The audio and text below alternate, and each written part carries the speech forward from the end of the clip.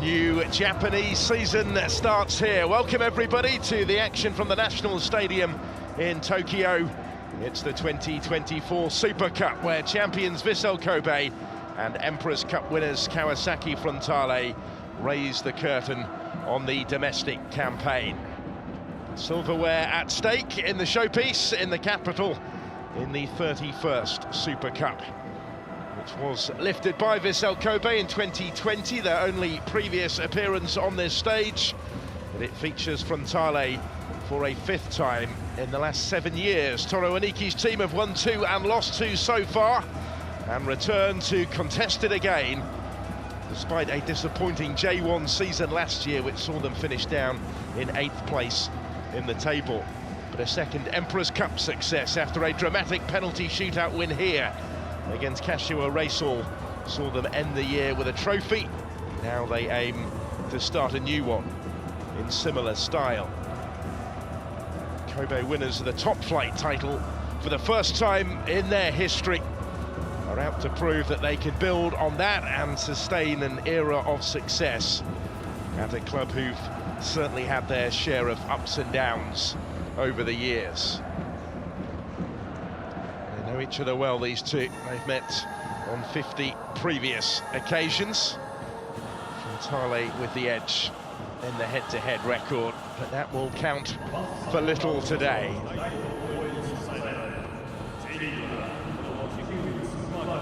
Wonderful stage at the National Stadium, hosting this showpiece for the second season in succession.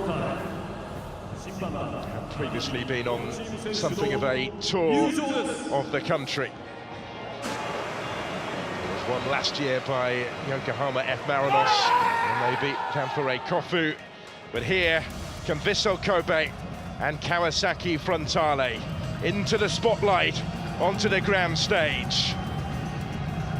Last season's silverware earns these two teams the chance to lift some more at the National Stadium to kick off a new campaign in Japan.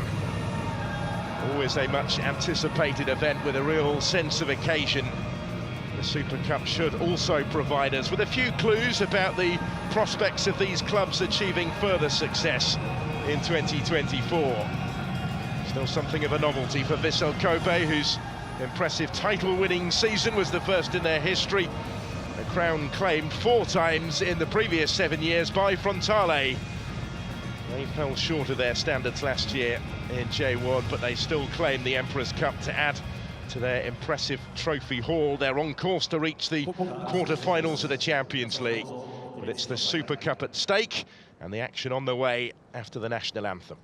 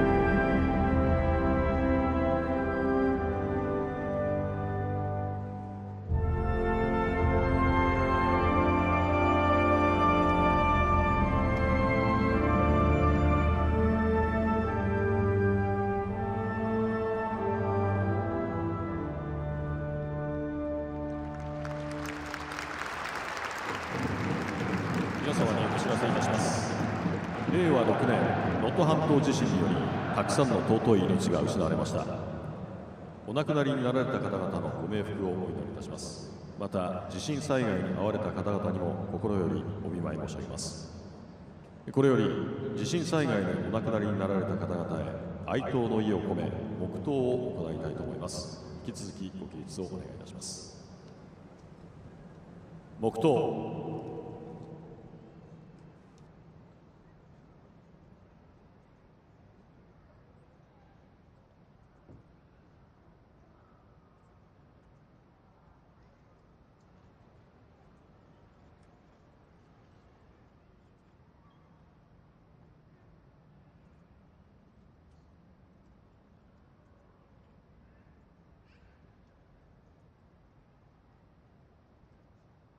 皆様お直りください。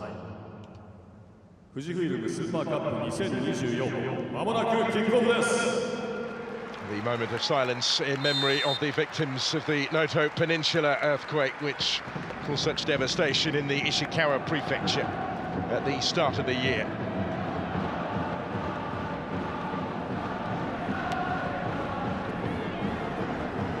Well set for the start then in the Super Cup.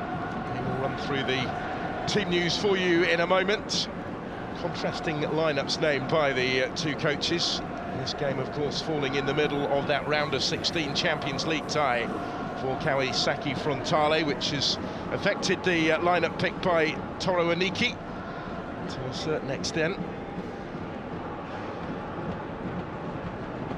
A full opportunity for Vissel Kobe to add to their trophy haul after such an impressive season in 2023. They were top of the table for about 3/4 of the campaign.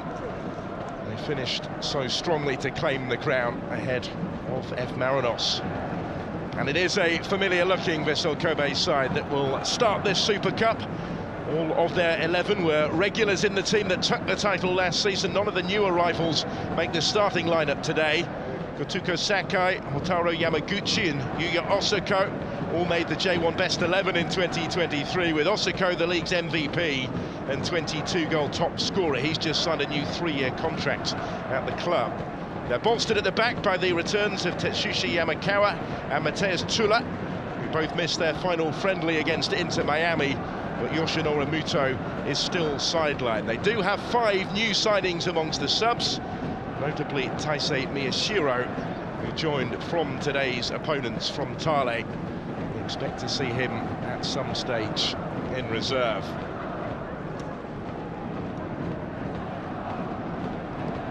Toru Aniki has, by contrast, changed things up with his Frontale team, who were in Asian Champions League action in China on Tuesday, and none of this lineup started that 3-2 win at Shandong Taishan.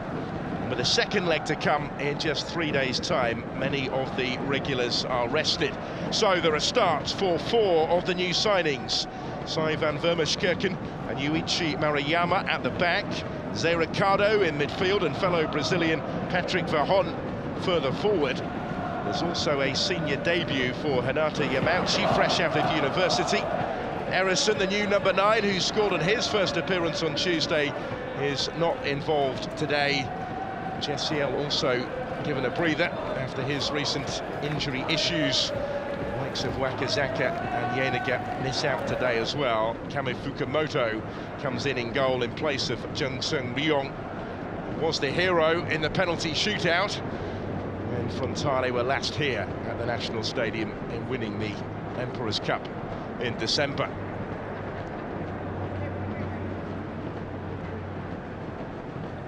Swift return to Tokyo, much shorter trip for those from Kawasaki. Kobe making the trip northeast for this one. On the sort of stage where they want to be more regularly, and their exploits of last season have earned them that opportunity. Akihiko Ikuchi is today's referee. Yuda Yamamoto there, providing the backup in the booth. An official with over a century of J1 games to his name, dating back a decade. He makes his Super Cup debut today.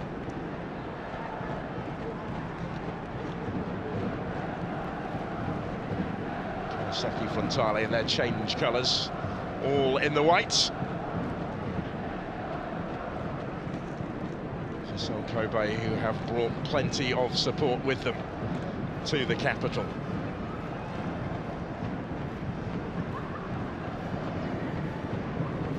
Occasion maybe that Frontale are more used to, but given the respective strengths of the starting lineups and the season that Vissel had last year, they will fancy that they begin this one as favourites.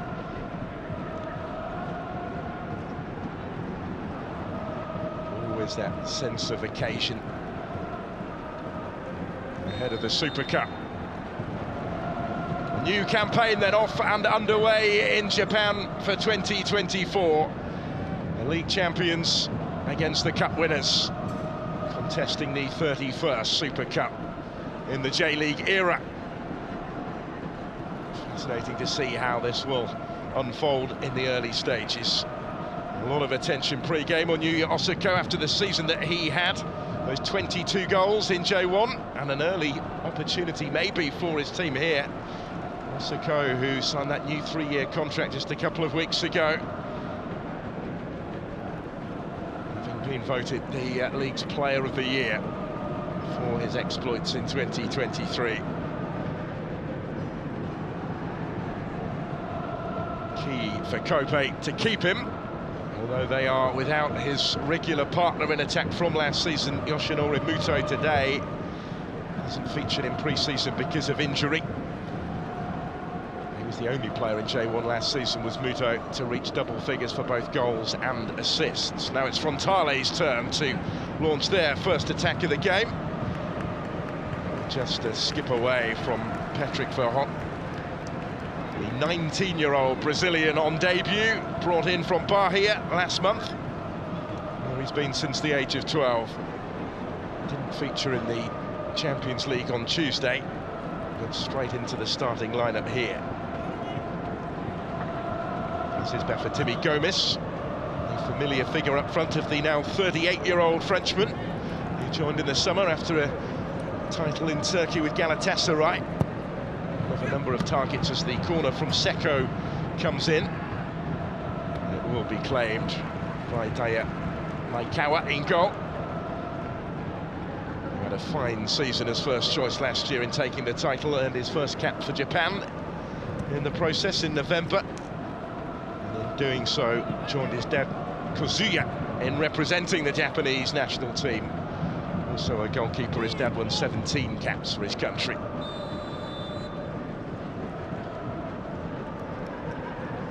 Here, thwarting Frontale. It's been a lively opening couple of minutes. High-profile arrival last summer, Bafétimbi Gomis, without quite nailing down a regular starting spot. We'll be hoping to do so this season, although they have brought in a new number 9, Erison, from Botafogo, who impressed on debut in scoring in China in the Champions League. Effectively a replacement really for Leandro Damião, who went back to Brazil at the end of last season.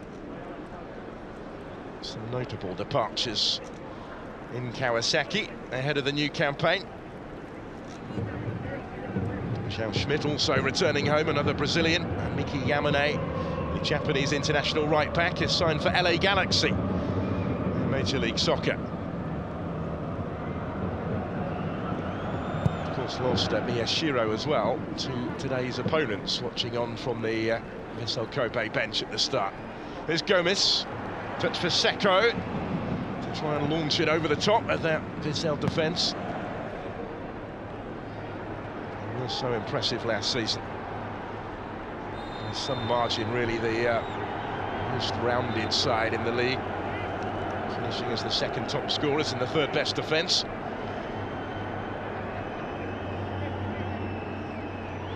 Coming together there. Kota Takai was the player who's been penalised. Sasaki back on his feet pretty swiftly. The start of what will be his 7th senior season with Vissel Kobe. Played in all but one match in their title-winning J1 campaign last year.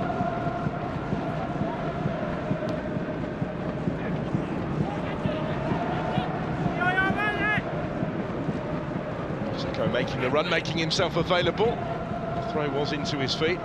Couldn't quite make it stick. We'll get it back again here, Osako. Sasaki just running out of room. 7 goals last season in J1. Risen through the ranks in Kobe.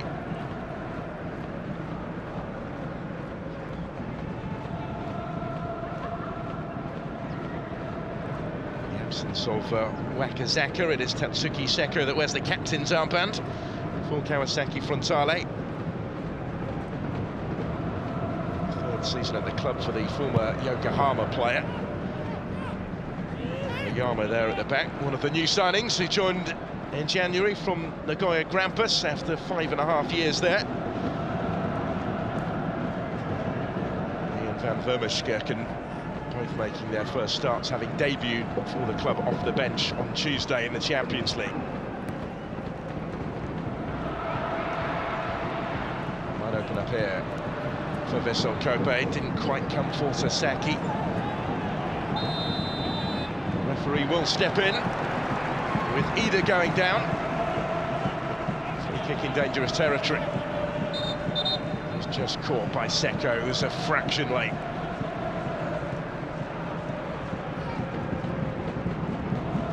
Ended last season as a regular.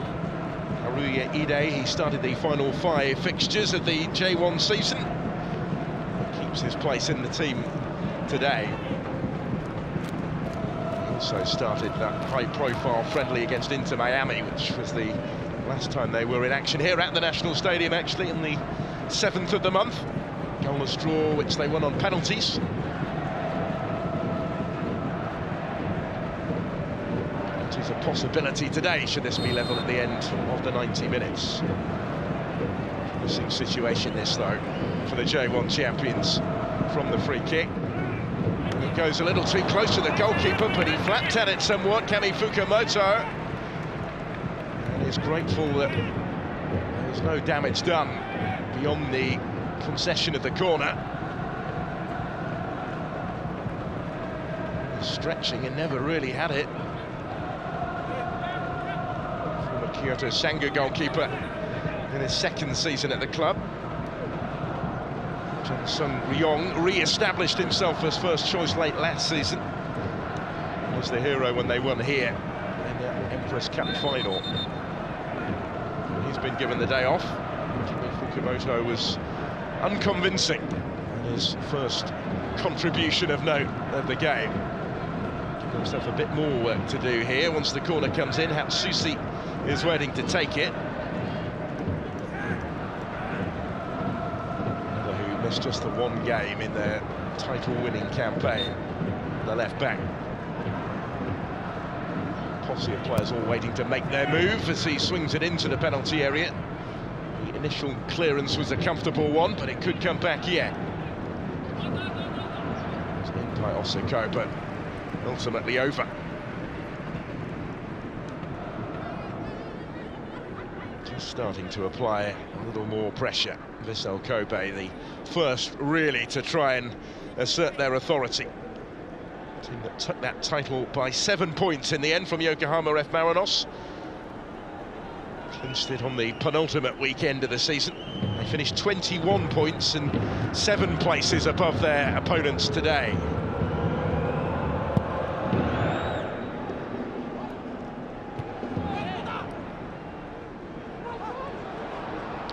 Strong end to last season, winning 6 of the final 7 unbeaten games.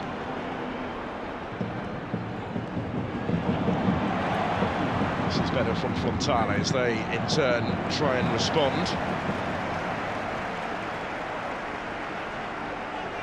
Big part to play, Bafétimi Gomis today.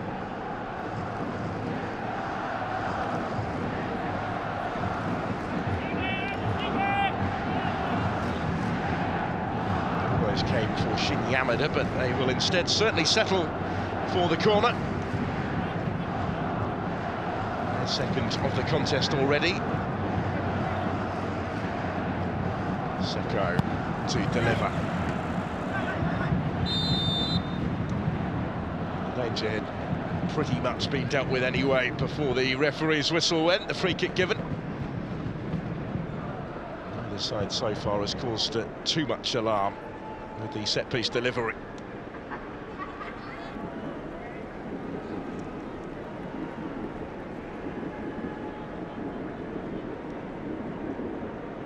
Still looking to open his account for the club, Bafétimi Gomis, after making that move back in August.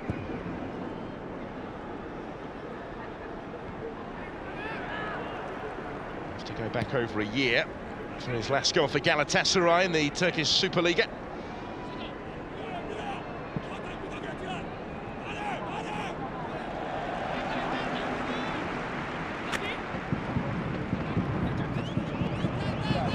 plenty of previous Frontale in this competition, but the vast majority of those involved in previous such games left out of this one. Experimental side really named by Toru Aniki. His defence coming under some pressure here, but it's comfortably cleared away by Seko. And it might yet spark the counter-attack. Here's Verhon.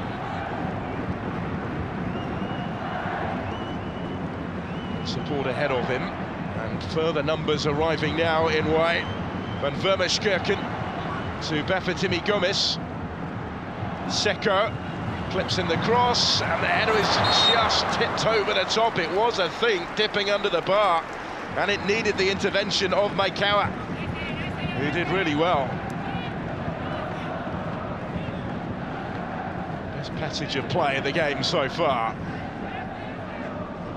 I think it was just going to come down quickly enough, wasn't it? It needed that intervention from the goalkeeper. The Kobe-born keeper, Taya Maekawa. He's in his 8th season now with their senior side. Another corner. In again by Seko. It was cleared only as far as Patrick Verhon. Had a little bit of time to set his sights. Difficult skill that he attempted and didn't trouble the target. Early chance to stake a claim though for regular first team football since making that move from bar here. Only started 3 games in his senior career back home before making the move. Fukumoto clears it away. Didn't get the distance on it. That may well have been required though. In it came towards Sean Patrick. Seko will come clear with it.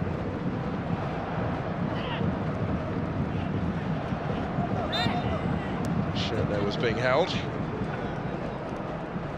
Yamaguchi had such an impressive season, didn't he, last year, the skipper? One of those that was named into the J1 Best 11 for the 3rd time in his career. First in 6 years, though. They do have strength in depth in reserve, number of new signings on the bench. 5 of the 7 substitutes only joined the club this year. They will, of course, have extra commitments later in the year as well, when they too will contest next season's Champions League, the new look elite competition. So numbers have been bolstered in terms of the options available to Takayuki Yoshida.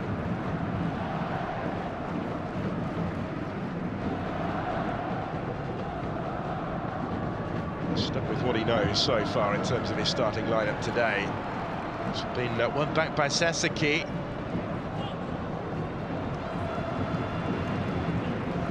Did well back doing his defensive duties, finds Gomis, who's also had to drop deep to get involved, but might spark something here for his side. Seko trying to turn defence into attack. Gets it back from Yamada. Tsuki Seko, the switch of play. Tanabe did well to keep it in initially, but was then forced into the foul, and the card has come out for the first time in the Super Cup.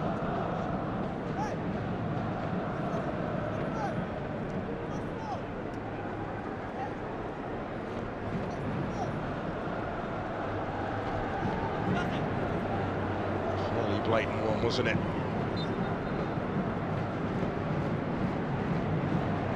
Confirmation of that yellow card for Shuto Tanabe. First name taken by referee Ekuchi.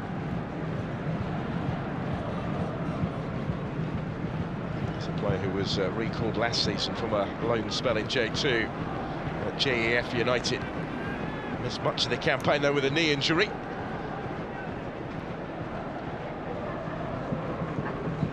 Fred again being asked to do a job a little out of position maybe really at left back today. Was there enough on that? Only just from Van Vermeerschkerken for Kami Fukumoto. He's the replacement for the departed Yamane at right back. He's playing in Japan, actually, for the first time in his professional career. Sy van Vermeerkerken, Dutch-born to a Dutch dad, and his entire professional career thus far has been spent in the Netherlands. He joined from the Eredivisie side NEC in January. He was brought up as a kid in Japan and was in the Vamphore Kofu Youth Academy for 5 years. Interesting to see how his move works out this season. Now options here. Yamada for Frontale, and still tricking his way through. Couldn't find the finish at the end of it though, Shin Yamada. A big breakthrough, stars of last season in what was such a difficult, disappointing season for them for the most part when he joined from university. For him again here, and very nearly got at the end of it. Gomez did. And Makawa was right behind it. Shot-packed power, but straight at the keeper. Getting as good as they're getting now, though. Kawasaki Frontale. It's been an open start to the Super Cup in this first quarter of an hour. He did have a side of goal for a split second there, did Gomez.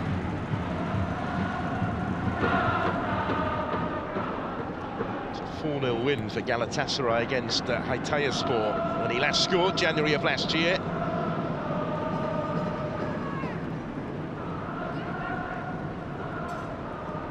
And 18 months back in a second spell at Galatasaray. He joined from the Saudi side, Al Hilal, with whom he won a couple of league titles and 2 Champions Leagues as well during 3.5 years there. Previously for spells at Saint Etienne, at Lyon, with Swansea City in the English Premier League, and then at Marseille.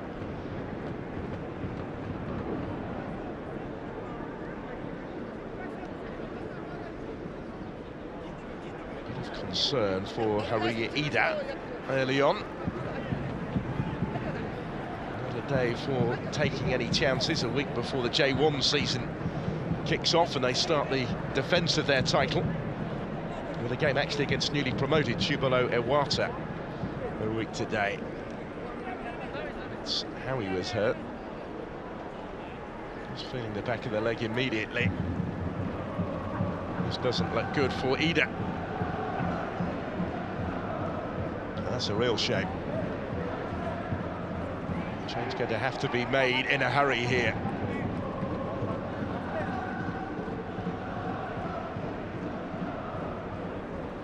Tokyo Verdy player who, as I mentioned, forced his way into the starting lineup at the end of last season. That was his first year at the club. This is not the start to his second season that he would have been hoping for.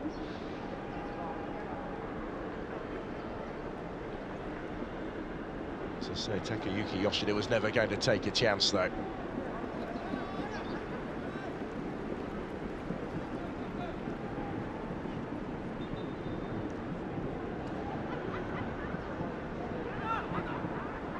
Assess the extent of the damage. The replacement still being readied.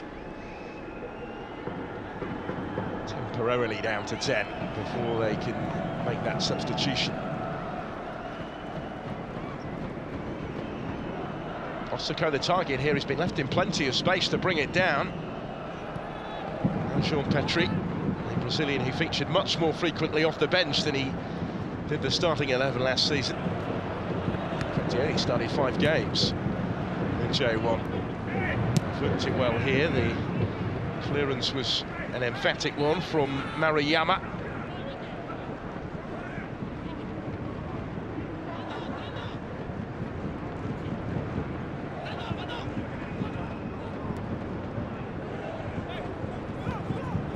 Kobe press and probe with 10.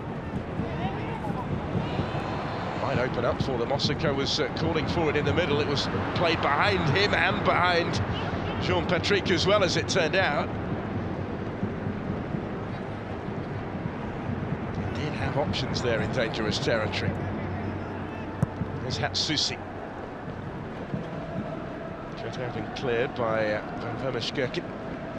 This will give them the chance to make the change now. And it's a notable one. can possibly hear the reaction from both sets of supporters, because it's the familiar figure of Taisei Miyashiro, who rose through the youth ranks at Kawasaki Frontale, who played 30 times for them and scored 8 goals for them in J1 last season, who is on to face them today. A Vissel Kobe debut, and on much earlier than anticipated. It might mean a little bit of a reshuffle as well, because I expect that he will go into the front line. It's not a like-for-like change in that respect. Straight into the action here. Spent a lot of his time in Kawasaki out on loan, actually, but he did return to feature frequently last season. Was out of contract at the end of the campaign. Here's Jean-Patrick, oh, and it was a good ball in. It just needed the finishing touch, and Osako couldn't quite provide it. Kami Fukumoto did enough. Vissel Kobe's best chance so far.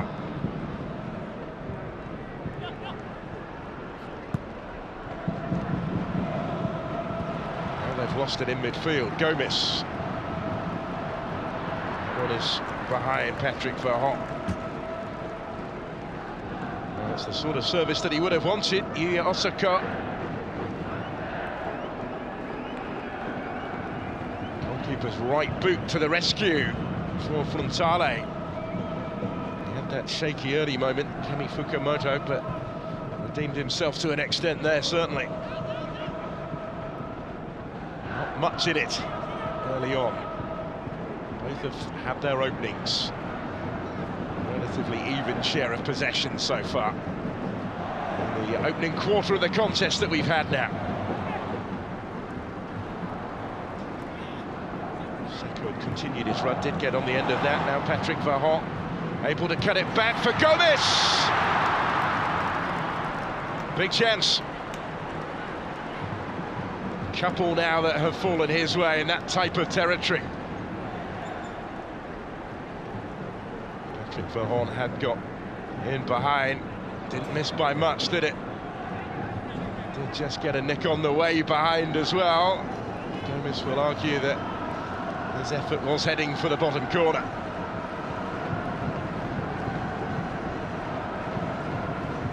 Touch ensures it will be another corner for Kawasaki Frontale.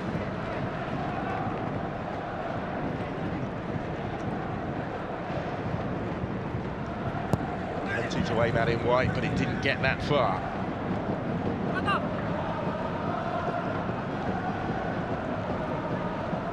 Super Cup winners in 2019 and 2021. Looking for the hat-trick, but under real pressure here. Sasaki couldn't quite go all the way through. Progress held up, still the danger, but that should be the goalkeeper's ball. He's come a long way, Kami Fukumoto didn't get enough on it, and again is grateful to see it flash over his crossbar from Yamaguchi.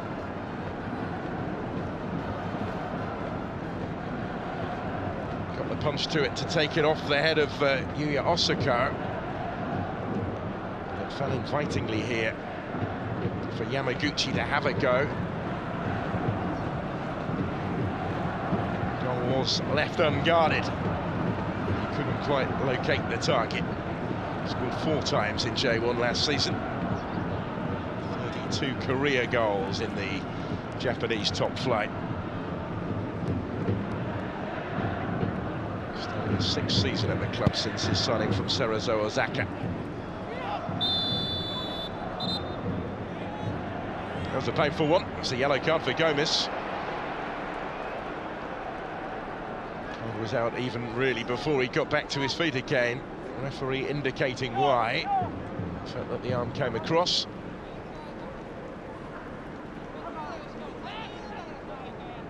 Second booking of the game. Joins teammate Tanabe.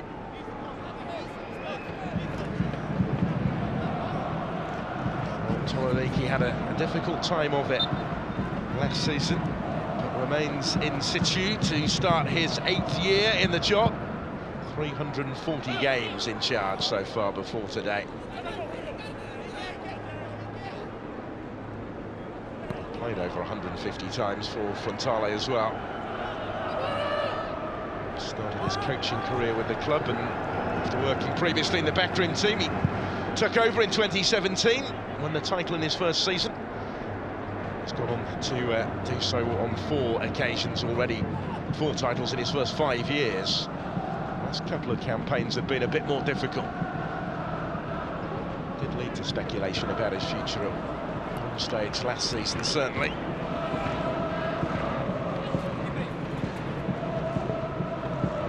Sasaki did well to keep that one in.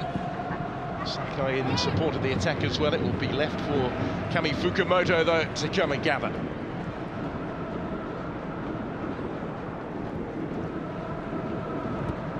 He did play 12 times in J1 last season, Kami Fukumoto, despite the fact that Jung Seung Ryong remained first choice for most of this season. Kami Fukumoto conceding just the 1 goal a game on average across those dozen appearances. We see Yamada go down. Susi it was, the defender with him.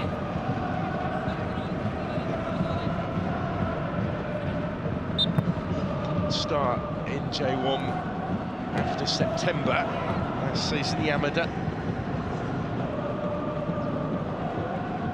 He certainly impressed earlier in the campaign to suggest that he's a player who can have a big part to play. To forget that it was his first season as a senior professional after leaving Toin University, from where Hinata Yamauchi is the latest graduate into this Frontale first team. He made the matchday squad for the first time as a professional only on Tuesday in the Champions League, and starts today. Yet to really get into it in midfield, maybe.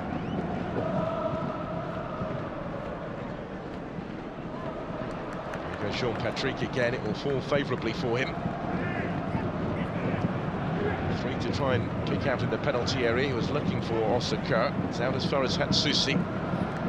There's the Brazilian again, Jean-Patrick.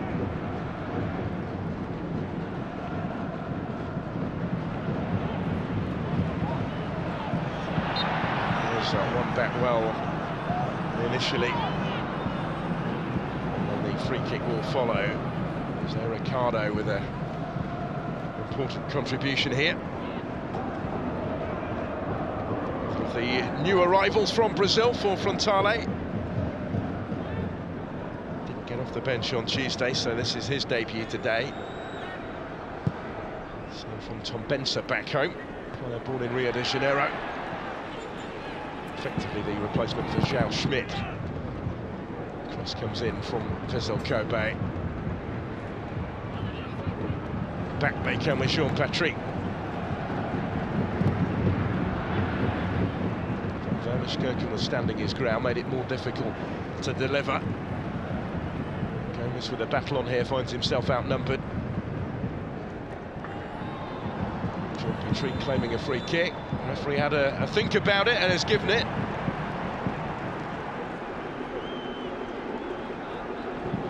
Despite the fact that that's the Frontale defender who's come off the worst, Van Vermeskirchen. It's a painful one.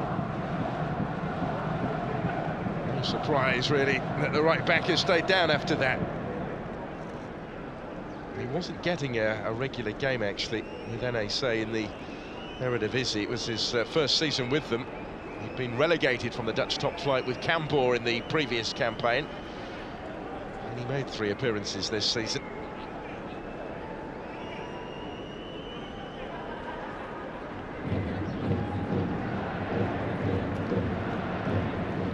Way off the ground in challenging for it, did Jean-Patrick.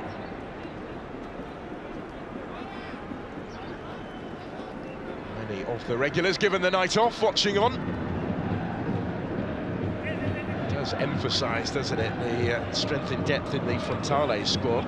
Because the Emperor's Cup success of last season means they will be in next year's Champions League as well, but it's the current campaign on the continent that they are very much in the thick of, which is why Toru Aniki has changed up his team today.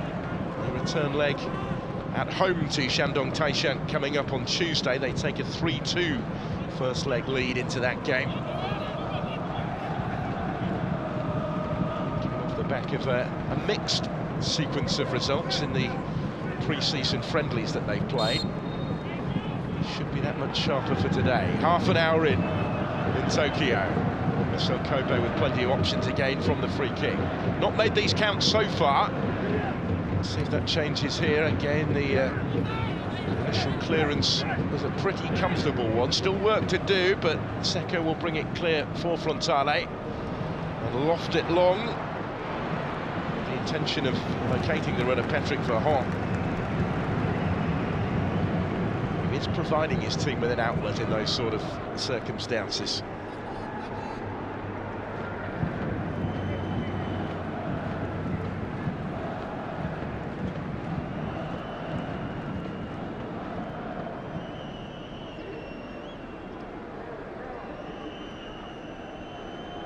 There's Tula, the Brazilian at the back. Has been nursing an injury in pre-season, but returned to training a couple of weeks or so ago. Former Flamengo player is in his third season now with Vissel Kobe, for whom Maikawa clears it away.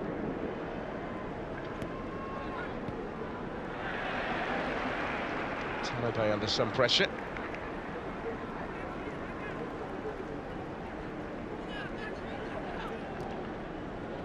It's a very deliberate ball, isn't it, from Secco in towards the run of Patrick Verhon. Appears to have been given the licence to roam a little bit and make those runs where he feels he can do the most damage. He's a player of big potential, but as yet unproven at the age of 19. The new arrivals, Erison really is the one believed to be the most first-team ready. Biggest pressure on his shoulders to make an impact straight away.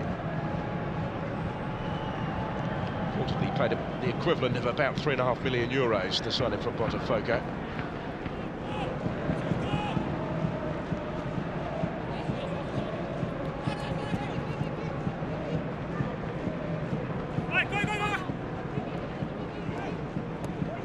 Sasaki trying to link with Sakai.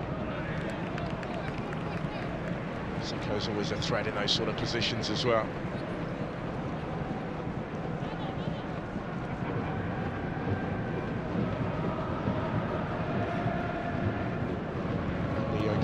Maranos, who were the defending champions, scored more goals than Vissel Kobe last season in J1. Only Urawa Reds and Sanfrecce Hiroshima conceded fewer. Some margin, the best goal difference they had in the division. They only lost one of their last 12 league games in taking the title. So one that started actually with their victory against Frontale in Kawasaki in August. It was a game that was rescheduled because of a typhoon. Both teams taking it in turns to press and probe without yet finding the end product. It's a well-weighted ball for Miyashiro.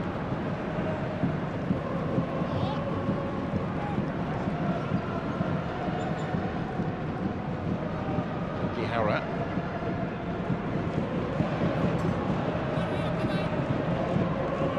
Saseki.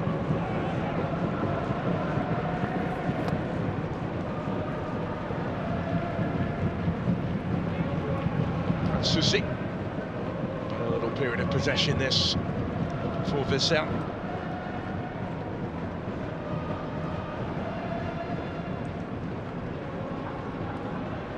Yamakawa, another who had injury issues in pre-season. Osako the target here. Well played by Kami Fukamoto.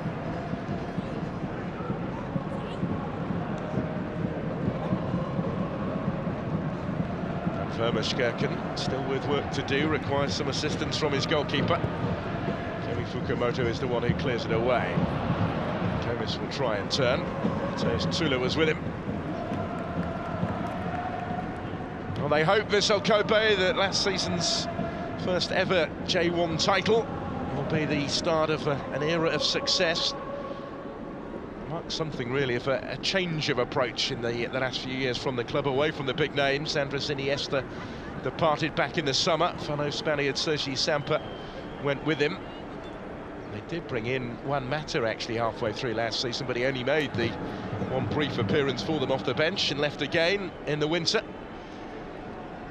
And he was afforded a title winner's medal for the brief part that he played. For the most part, they've gone instead with proven domestic performers. And here they come looking for Miyashiro. Signing who comes into that category, really.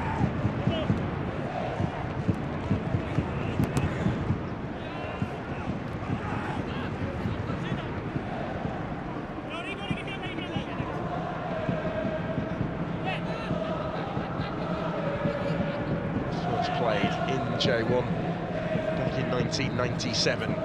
Vissel Kobe certainly have their ups and downs, financial issues along the way. Just over 20 years ago that they filed for bankruptcy, so they are enjoying the good times right now. To add a second Super Cup to their collection today. On top just at the moment, plenty in support of the attack in towards Osako, couldn't quite reach it. Found himself up against Kota Takai in there.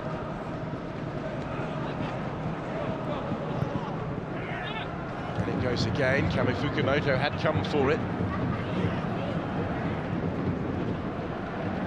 Isn't left for the goalkeeper though. Yamada back defending under pressure. Get it back here from Seko. Tried to return it to his captain, there wasn't enough on that. Just got out of play though.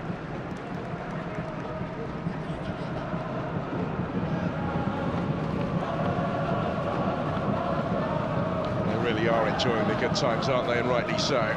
Qualified directly for the league stage of the new season's Champions League elite competition in the autumn. Be the defending champions in what will be an 11th successive J1 season for them.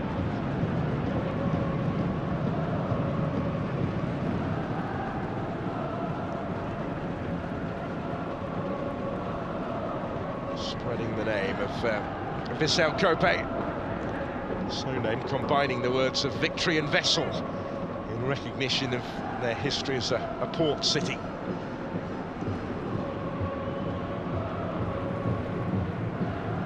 First ever coach was a Scotsman, Stuart Baxter, who returned for a second spell actually in 2006. And a job that Yoshida, the current incumbent, has done in his third different spell in charge.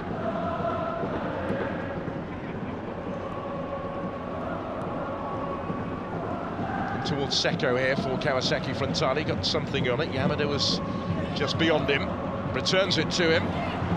Still with Seko. He knew from the moment that left his boot and it wasn't going where he wanted it to.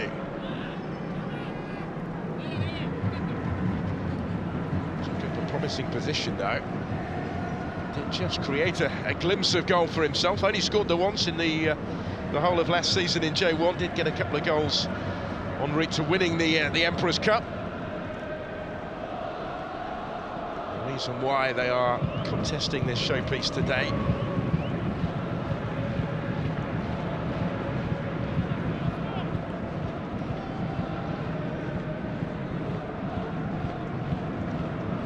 Some salvation for them at the end of an otherwise bitterly disappointing season. The way that they lifted silverware here. What was the 103rd edition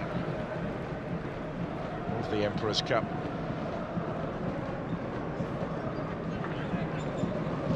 Knockout competition in Japan.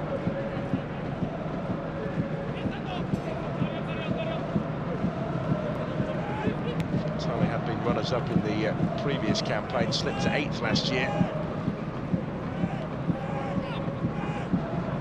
Won it in 2021. For the 4th time in 5 years at that stage. There is still a degree of expectation that they will be back amongst the contenders again in the new campaign. Left a little open here, Miyashiro trying to thread that through. Has had an impact since his injury-enforced arrival when Ida went off. It's prompted a little bit of a reshuffle from Yoshida.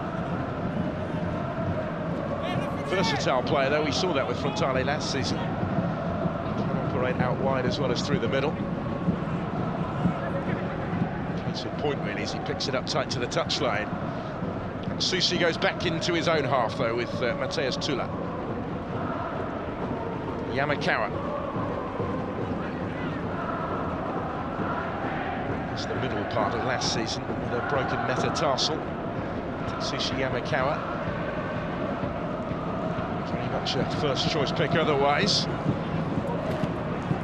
Seko has covered good ground here in towards Miyashiro. Trying to turn, just denied the room to do so, though.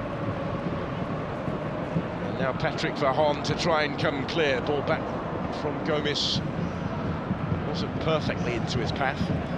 Just about able to readjust to ensure that Frontale maintain possession.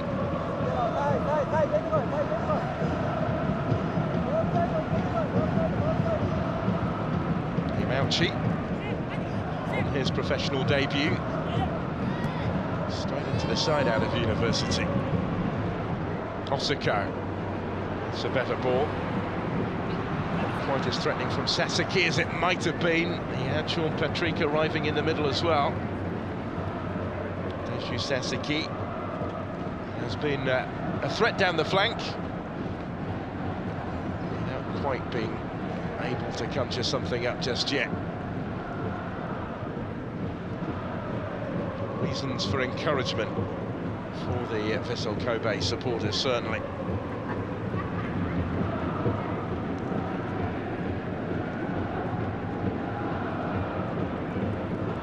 Ushi creating openings. The finish elusive at either end so far.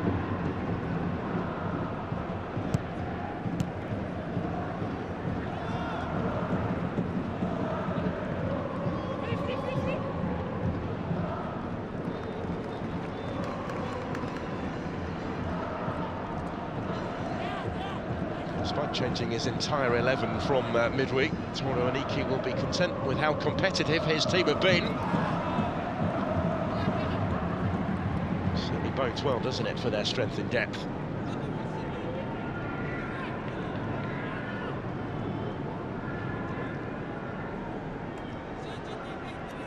Only a couple of moments of alarm, though, having said that, for Maikawa so far.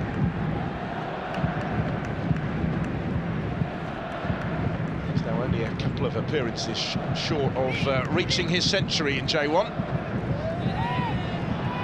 Pretty much the first choice in goal again. Now no free kick given there, referee content to let it continue. Here's Patrick Vahon. He's able to bring it down, has support from his compatriot Ricardo. And now with Seko. Patrick Vahon again, dinking it over the top where it's claimed by Maikawa bravely. Alert to the danger there was the goalkeeper.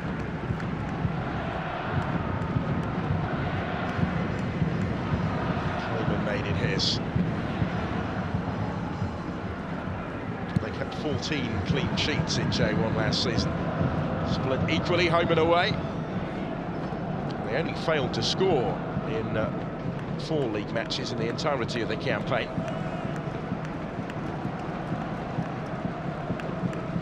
Been able to find a way through today.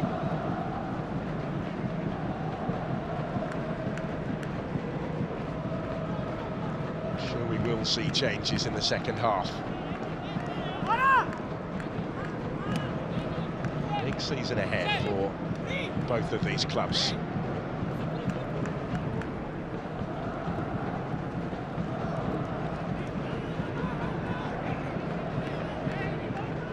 Plans and ambitions, not just for the months ahead, but hoping to build a dynasty of success.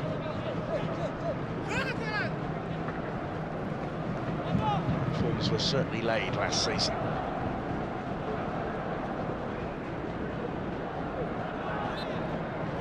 For a handball there, free kick has been given. Almost through the first 45. Did have that big early chance, Yuya Osako. Not much really has come his way since then. A couple of added minutes at the end of the half. Dropped on here by Jean-Patrick. Still in there, scrapping for it.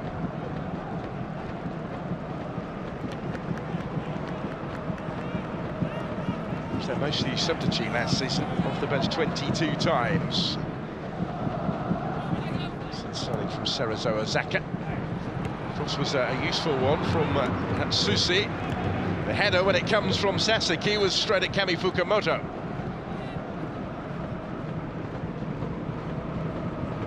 Long way out, really, to generate the power required. He wasn't able to do that, and the keeper can clear.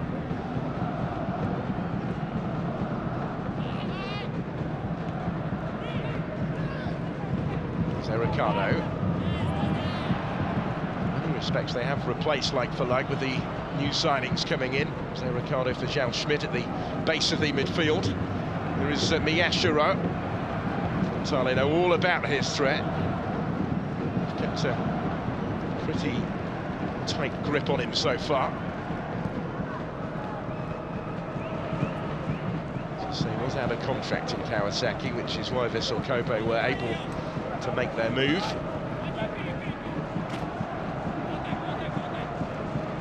Vastly experienced Sakai. He's 42 caps for Japan. 6th season now he's starting since his move from Hamburg. Very much the regular right back. Not been able to get into the game forward from fullback as frequently as he would have hoped in this first half. It's a big part of his game. It seems that both bosses will have some work to do at half-time because there is nothing between the teams as the whistle goes.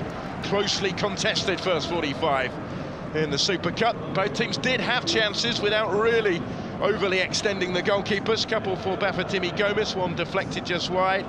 Yuya Osako perhaps with the pick of the openings for Vissel Kobe, their top scorer last season, still waiting to make the breakthrough here. Half-time at the National Stadium in Tokyo in the Super Cup. It's Vissel Kobe 0, Kawasaki Frontale 0.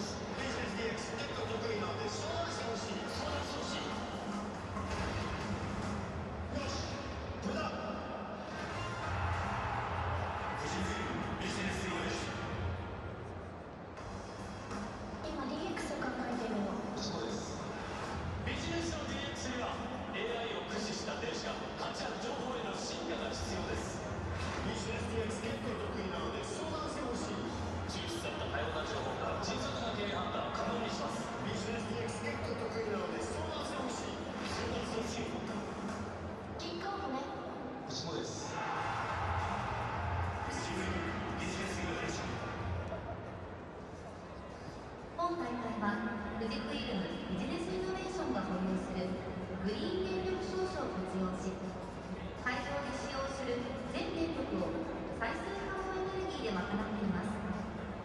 みんなで地球温暖化対策に取り組みましょう。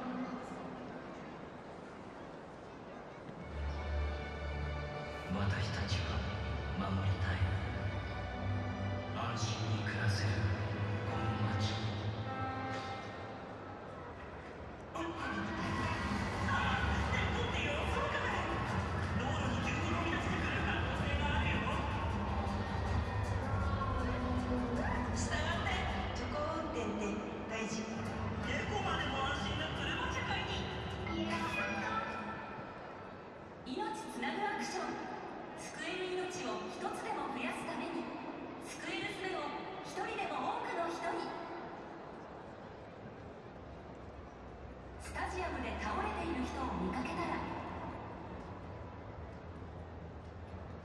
まずは周囲の安全を確認しましょう。近づいてから軽く肩を叩き、声をかけて反応の確認を。反応がなければ大声で叫んで応援を呼びましょう。集まった人に明確な指示を出しましょう。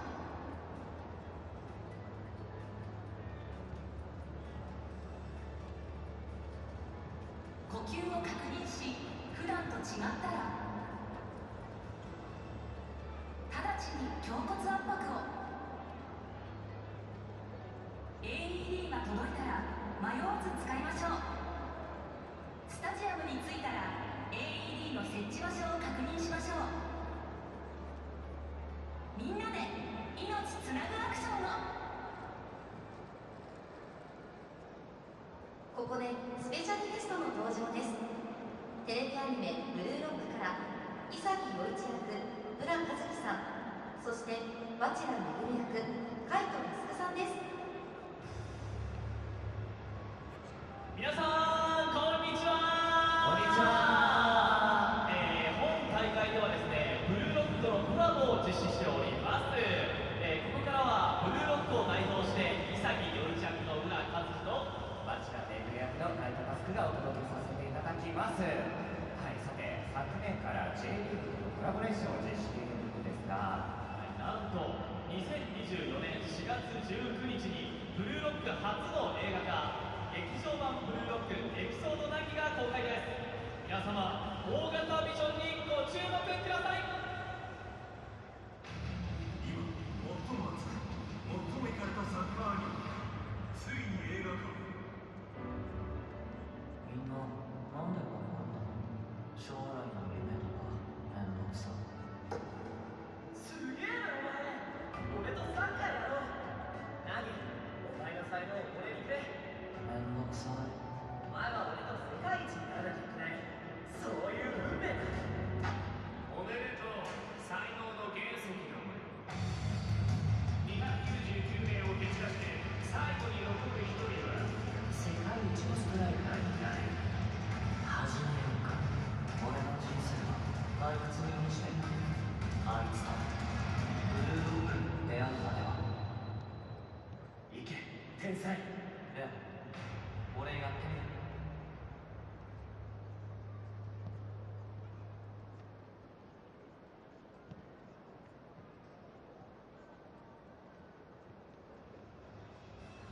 はい、ナギとレオの活躍と英国で熱いブルーロックの新しい物語が劇場の大スクリーンで描かれます。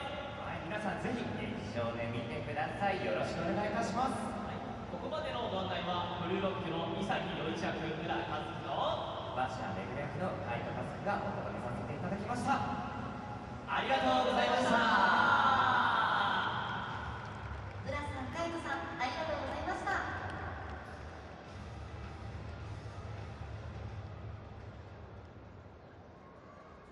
本日は富士フイルムスーパーカップ2024にご来場いただき誠にありがとうございます。ここで J リーグ公式アプリクラブ J リーグにて試合開始前に実施いたしましたチェックインキャンペーンの当選者を発表させてい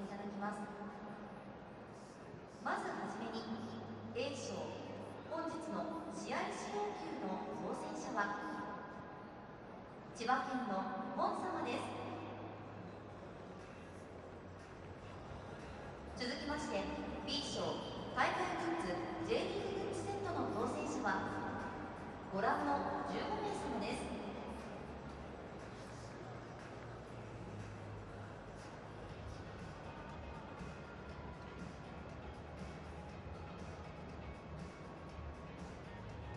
続きまして C 賞クラブ J リーグオリジナルトートバッグの当選者はご覧の15名様です。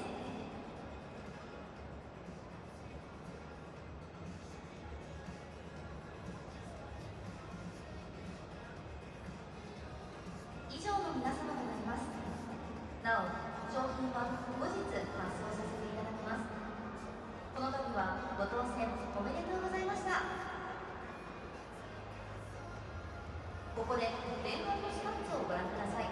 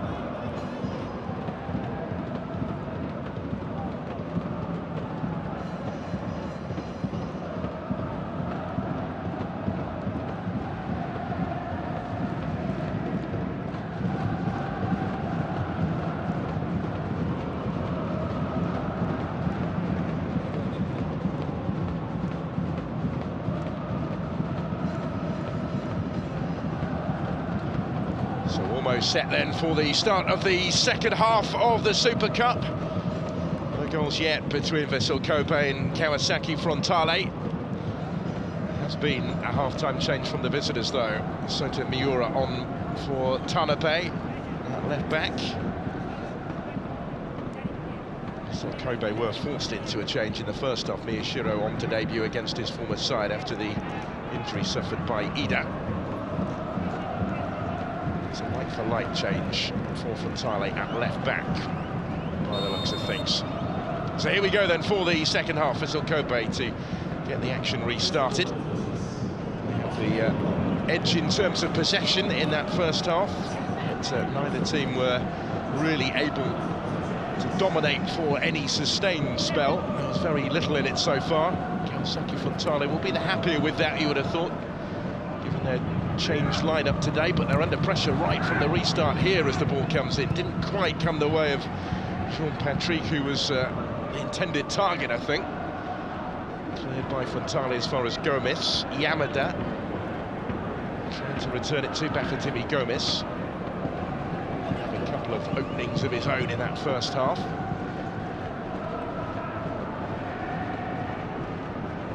And there has to be a winner. They won't share the Super Cup. No extra time today. If it is still level at the end of 90 minutes, we go straight to a penalty shootout. So Kobe have had a bit of practice recently, actually. Finished 0-0 their most recent friendly, the high-profile game against Lionel Messi and Inter Miami a couple of weeks ago. They won that one on penalties, as they did when they contested this Super Cup for the only previous time in 2020 against Yokohama F. Marinos. Also went to a shootout. It was an extraordinary penalty shootout. That one actually featured 9 consecutive misses from the spot. Quickly back on his feet. Yamauchi on debut. He was caught, it will be a free kick.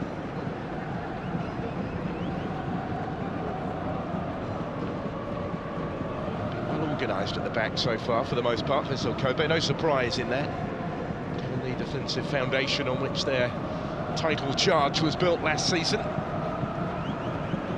Returning personnel, they've kept the core of that team together. In goes the free kick, all the way through, wasn't really dealt with by the goalkeeper. Oh, and it's scrabbled in! The breakthrough for Frontale.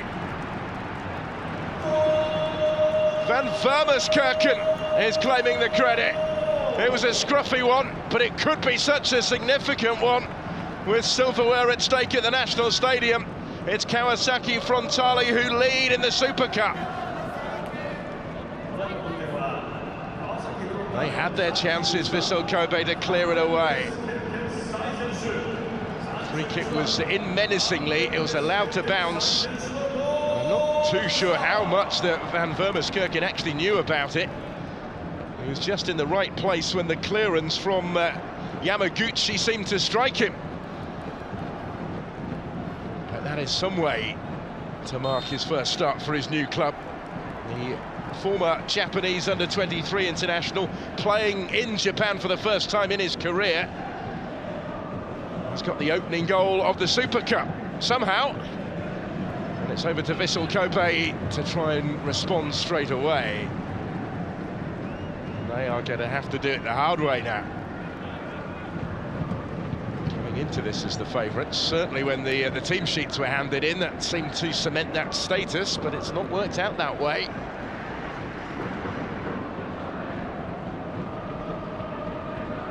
Gomez. Patrick Verhot. Takayuki Yoshida said just a week or so ago after the Inter Miami friendly, he felt his team were about 80 to 90% of the level of last season. They need to find that little bit extra here if they're to turn this around. Lead out from the start of the defence of their J1 title. But what a start to the second half for Frontale.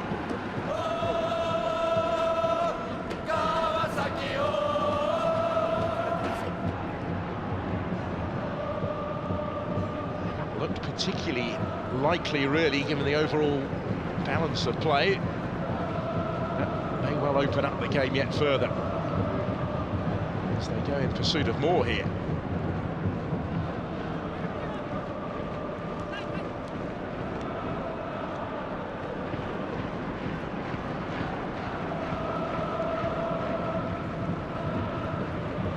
Likely goal scorer, an unusual goal from Van Vermeerschkerken.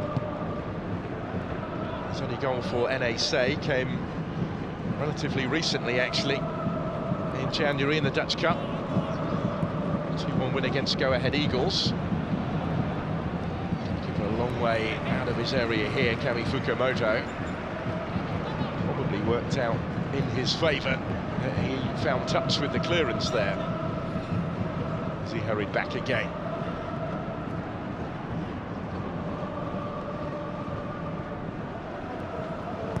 Vermeerschkerken, a player who's only ever scored 3 times in his league career, with the strike that separates them in the Super Cup.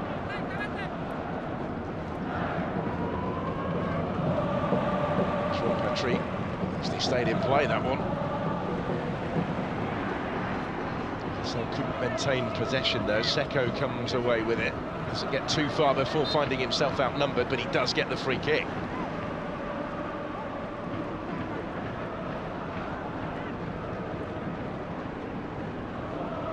Seko, a player who scored just the once in J1 last season, but he did get 5 goals in the cup competitions in total.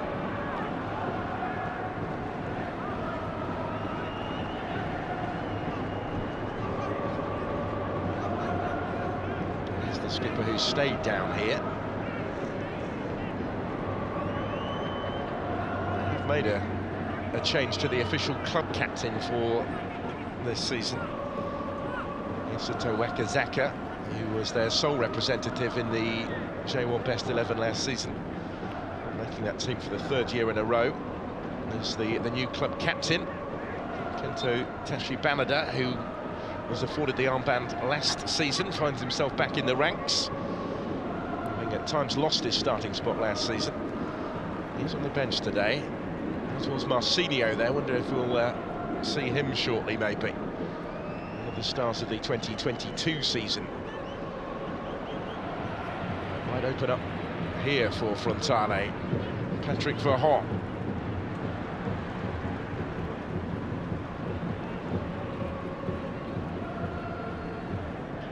Seko having to drop a little bit deeper. Verhot again. Now Miura. Half-time substitute making his debut, having signed from Vanfare Kofu in January. A month when he made his debut, actually, for Japan in the 5-0 friendly victory against Thailand. There's another of the new arrivals for this season. Chalabe had a pretty tough time of it in that first half, went into the book as well. So Toru Aniki making that change at the interval.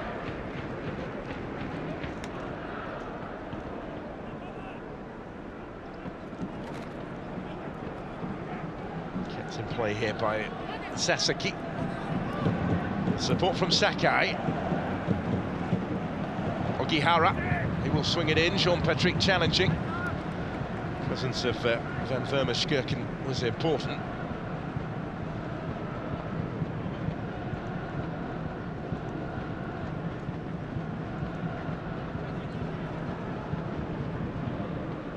Won't be long before we see further changes, I'm sure. Gucci going through his warm-up. Signed from Celtic in the off-season after a loan spell last campaign with Avispa Fukuoka.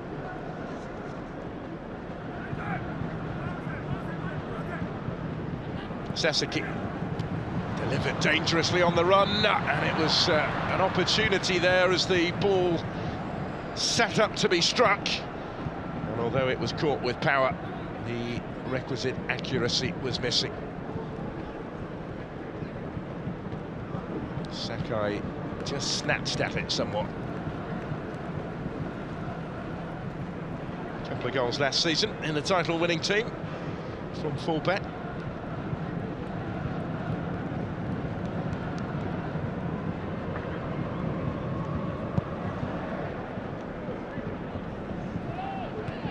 shown enough in the last few minutes, Vissel Kobe, to suggest they are more than capable of getting themselves back on terms here. But without yet suggesting that it's imminently likely. Seko again on the receiving end.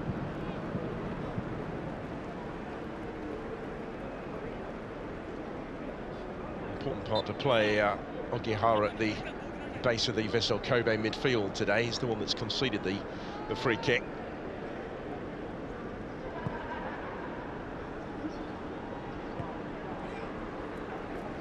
Cut out before it could reach Gomez, but he will get it back here. Bafétimi Gomez. It's a little heavy for Yamada. He's conceded the free kick. His attempts to keep the ball in play, the decision's gone against him.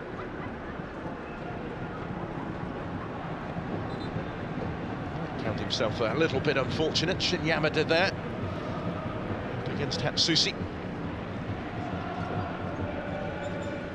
Probably unlikely that Gomez will be asked to go the full 90 minutes these days. We shall see.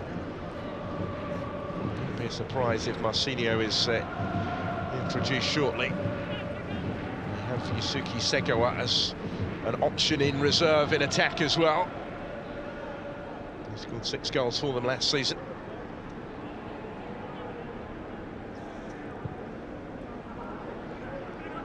No Yu Kobayashi in the squad today, though. He's had plenty of previous in the Super Cup.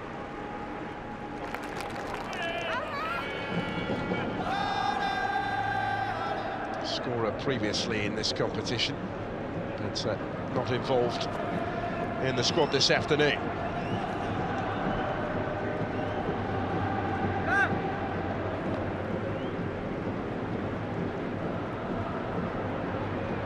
From the way of Patrick Vahan, he was able to get a touch to it. He couldn't quite force his way through. Now Jean-Patrick turning defence into attack. Charging forward, but without the control at the end of it. Covered a lot of ground there, but nothing to show for it.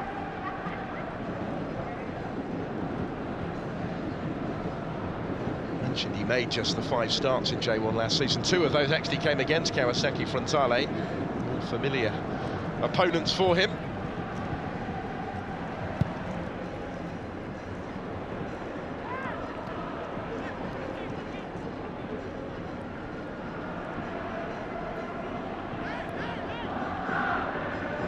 So Kobe did win in Kawasaki by 1-0 when they last met in August. Osako scored it. It finished at 2-2 in Kobe the previous month. Here's Gomez. Won it well against Sakai. The fullback standing his ground in the battle that followed, and forcing the throw. Makawa goes back to Makawa to clear. Till that 1-0 defeat in the last meeting, Frontale were actually unbeaten in the previous 8 against Vissel Kobe. 7 of those in the league, winning 5 of them.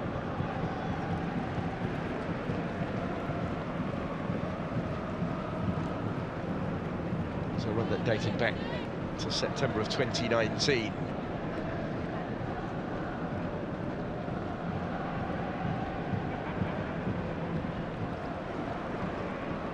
Meetings this season scheduled for the summer. Kobe in June and in Kawasaki in August. Sasaki back to Sakai.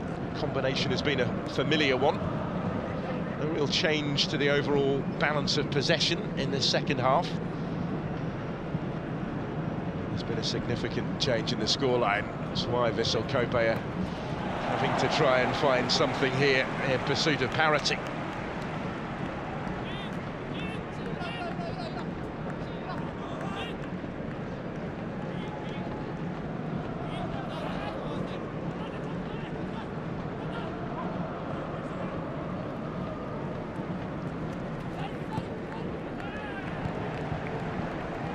Susi was trying to provide the cross, it was well defended.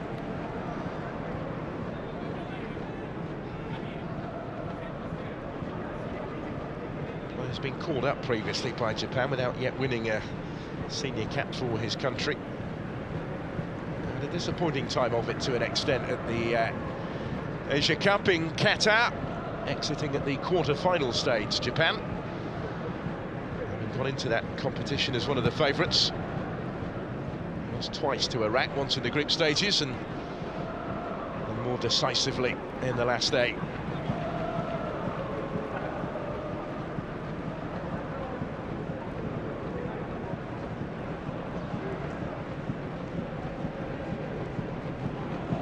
Hour in at the National Stadium. Which hosted this showpiece last season for the first time since 2014. When it was played at the old one. More than Yokohama and Saitama in between. Sasaki. It's a better spell for Vissel Kobe without really them creating too much at the end of it so far. That might change here with the award of the free kick. Sasaki was just caught.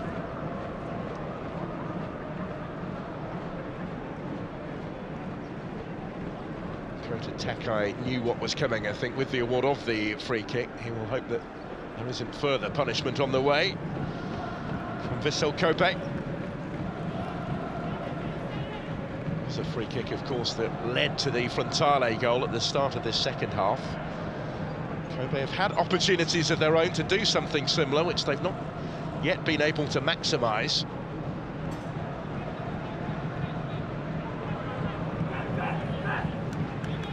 Fukumoto's not been tested as much as he might have been.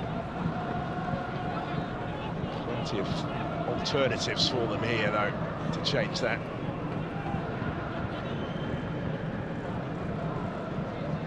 Sako's heavily involved in the conversation, so is Hatsusi. Two fullbacks standing either side of it just at the moment.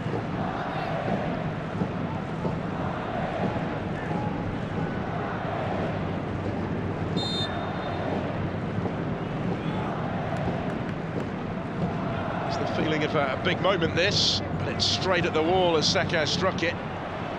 Didn't make the most of that. That has been something of the story from set pieces so far, certainly for Vissel Kobe. Well, they need to reset defensively. Looking for Yamauchi in there.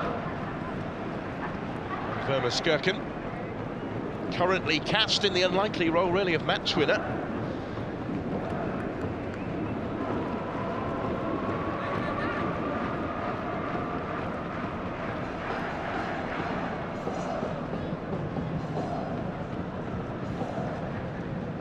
Have their defensive issues, certainly last season, Kawasaki Frontale. A lot of those were caused by injuries to key performers. They missed big chunks of the season. We're hoping for better luck on that front this campaign. If they get it, it would make a huge difference to their prospects. Given the attacking options they have at the other end, which they're trying to exploit here.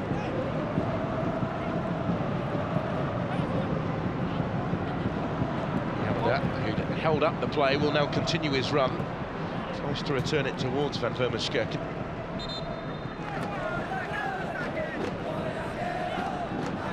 It's that stage of the game, isn't it?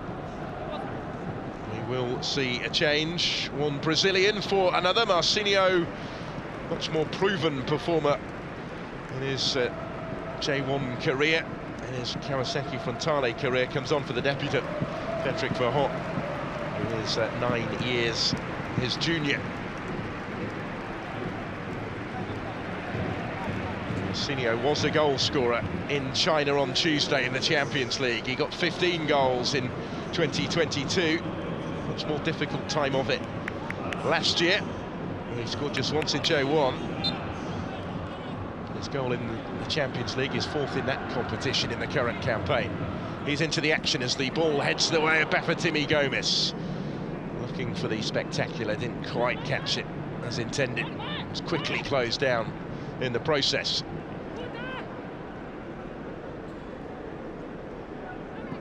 So it's the second Frontale change then. Miura introduced at the break, and now Marcinho.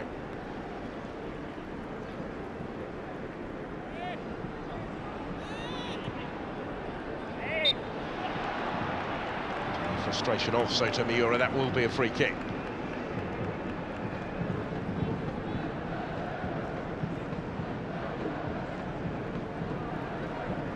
The new arrival there, Erison, as I say, is the one that they have such high hopes for, but plenty of others brought in since the end of the previous campaign as well. Majority of those on the bench today.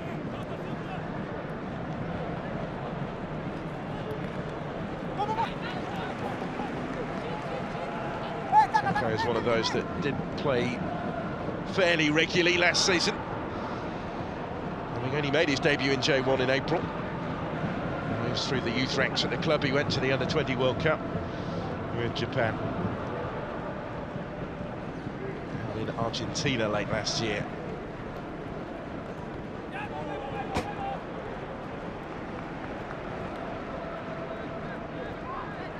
Yashiro's been on the fringes in this second half, introduced of course in the first period because of the injury to Ida. He was straight into the thick of things early on against his former club. He's operated on the periphery really since then. That's something that Vissel Kobe need to address if they are to get back in the game.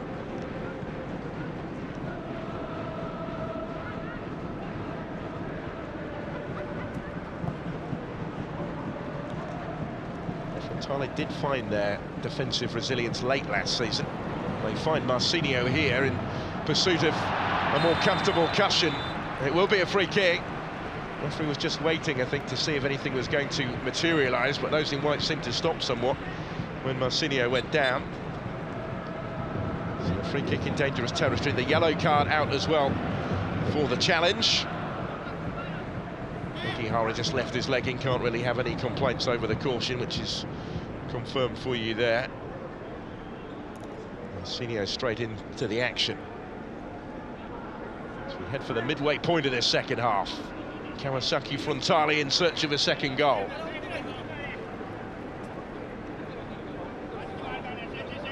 Seko and Miura are the two standing over it.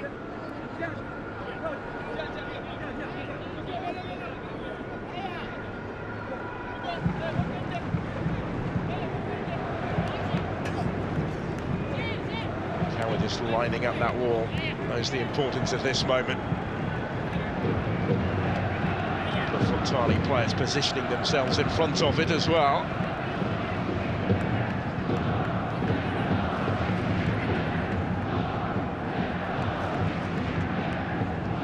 This looks like something they've been working on. Let's see.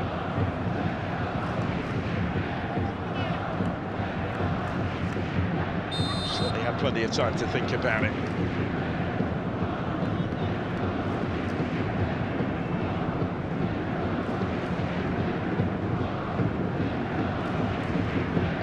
Seko to strike it, oh, so unlucky.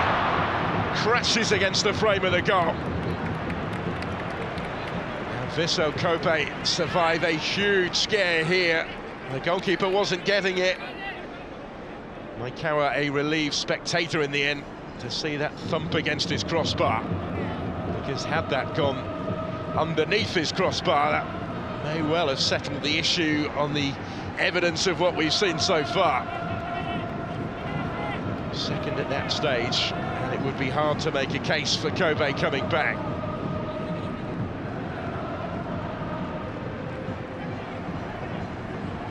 Cup winners will keep the pressure on from the corner. It's their fifth of the game. We've seen just the one from Vissel Kobe. By Seko. Rising to meet it was Takai up from the back. We might have to hurry back again. Couple of changes on the way for Vissel Kobe, no surprise given the context of the contest. Gucci and Hiroshi coming on. Ogihara, who's only just gone into the book, and Jean-Patrick are the two players to make way. His part is played. She's the new signing from Celtic. Former Gamba Osaka player who was back in Japan last season on loan at Avispa Fukuoka.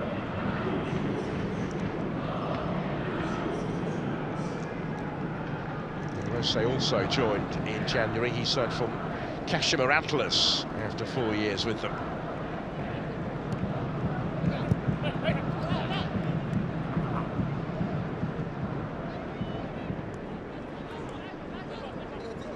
There is Sakai.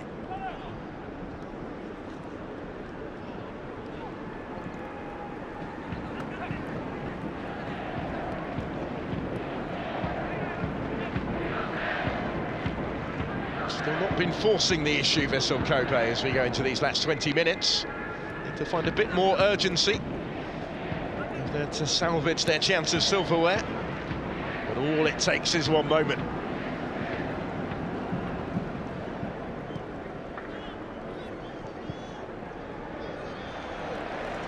I was mentioning how Kawasaki Frontale had tightened up at the back late last season. They'd only kept one clean sheet in their first 10 games. But ended up with 4 shutouts in the final 5 fixtures that they played. Here they come with Gomes. Fell his way favourably. He's found in turn Marcinho. Back towards Gomes. Yamauchi might have been better positioned there, but didn't take it on.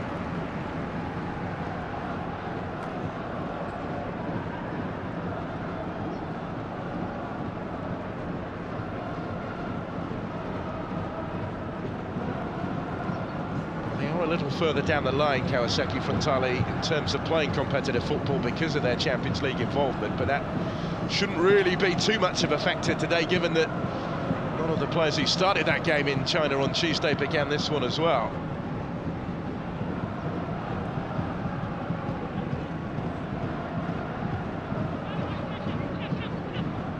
Suffered a couple of defeats from Frontale in pre-season already, but they still lead here, where it matters rather more.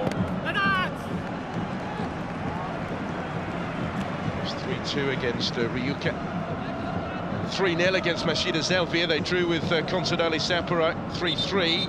Those games in Okinawa, where they spent their pre-season campaign. And those results were secondary, really. All about preparing for the new season, getting them in shape for the Champions League, for the Super Cup, and next weekend for the start of J1. They'll begin, by the way, it's shown in Belmare a week today. That's a dangerous ball in, and it was there to be attacked. And the player they would have wanted to be in position to attack it was Yuya Osako. It's exactly where he was, but he just didn't really make proper contact with that. Right position, but no end product still. Something that we said frequently last year of Yuya Osaka. Remarkable campaign that he had. 33 years of age now, but does look back at the top of his game. He hasn't been quite as sharp today as he would have hoped to be.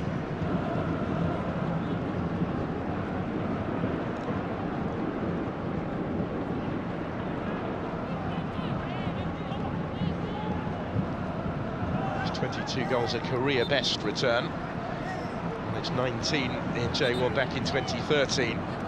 For Kashima Antlers, where he started his career and won the title actually in his rookie season in 2009. 8 years playing in Germany. 1860 Munich with Cologne and with Werder Bremen as well, from where he returned to Japan, to Kobe in the summer of 2021.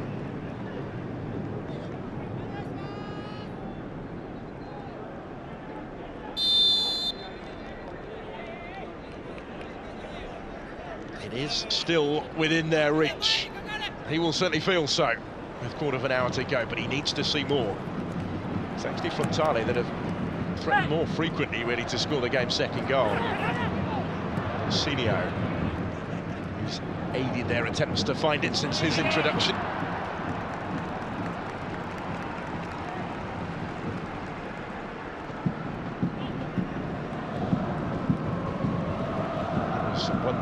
by Miura. Marcinho still have made a difference down that left-hand side. Still just the 2 attempts on target in the entirety of the game from Vissel Kobe, despite being into double figures now for shots at goal. Here's Shiro as they try and fashion another one. All the way through for Hirose in midfield. He'll get it back. Combines with Sakai. Substitute Hirose again. It ends in a similar fashion. Ricardo, he doesn't get too far though in bringing it clear. Ricardo has lost it. Miyashiro to take the shot on. Didn't quite find the angle from there. Struck with intent, certainly. Over 52,000 inside the National Stadium. All this curtain raiser to the new campaign.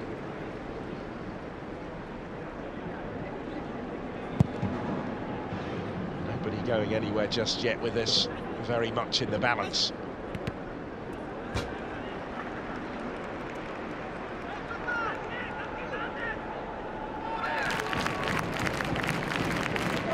Longer trip, of course, for those in crimson from Kobe.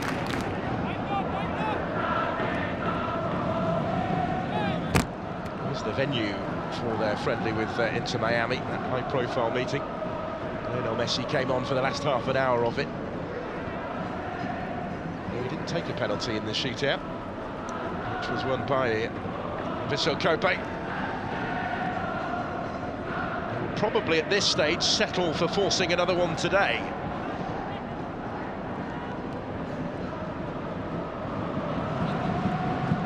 There's Marcinho, it will reach him. Up against Sakai, and he's away from him. Marcinho! And deflected behind. Just for a moment, he thought that was his moment. Did really well here.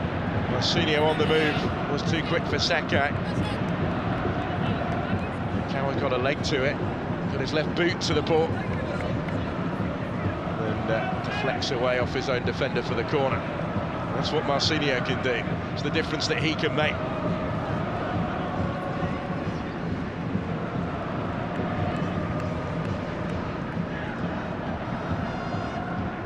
His 4th season now, the Brazilian, since he made the move from the Chinese Super League. Here comes the corner. They've committed a fair few forward for it. In search of this second goal, it's back in by Seko. So Ricardo needed to try and get the touch to it. Yamachi will return it. Straight through as it turned out to Makawa.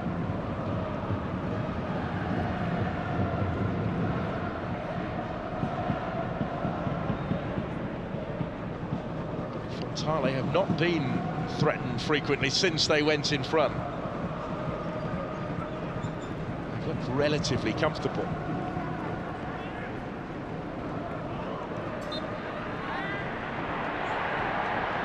Referee does step in here. Vermaskirchen, who conceded it. Still his goal, the difference. Here's how he scored it.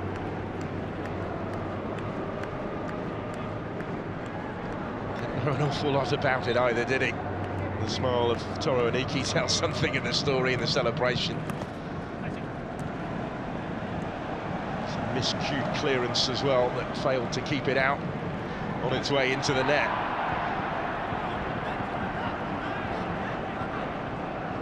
But as it stands, that's the defining moment of the day, which has the Super Cup heading for Kawasaki, unless Vissel Kobe can respond in the time that is ticking away. There will be no more that the goal scorer can do, because his part is played. Van Vermaskirchen and Hinata Yamachi both coming off here. 2 more proven performers from last season will replace them in Kento Tachibanada and Yasuki Segawa. Tachibanada, who was the club captain last season, lost his starting spot fairly early in the campaign. He'd won it back before the season's conclusion. No longer sports the armband. Segway introduced as well.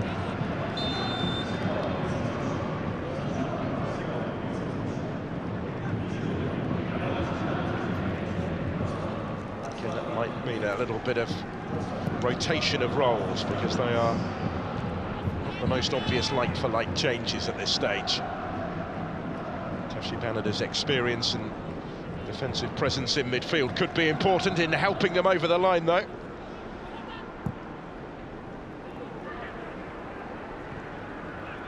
Segawa with a fresh option in attack, really. Former Shonan Belmare player who scored 6 goals in his first season for them last year.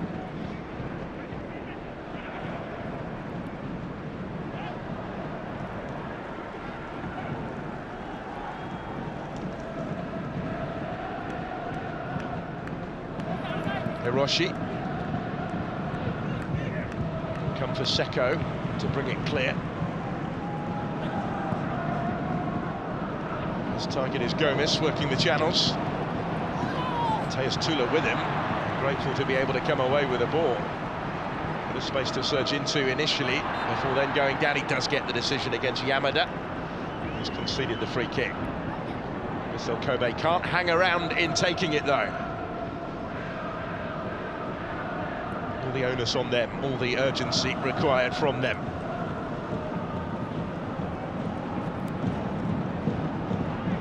Given away again. There's a tired ball there, waiting to make another change.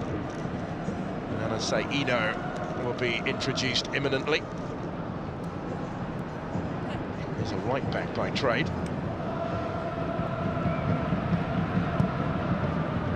Forward by Yamakawa.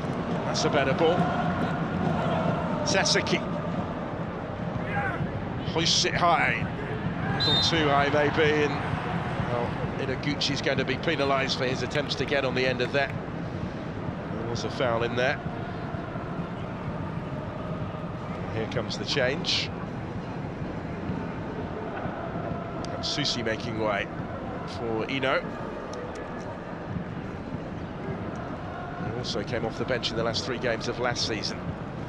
Former Sagan Tosu player. Steps in for the conclusion today.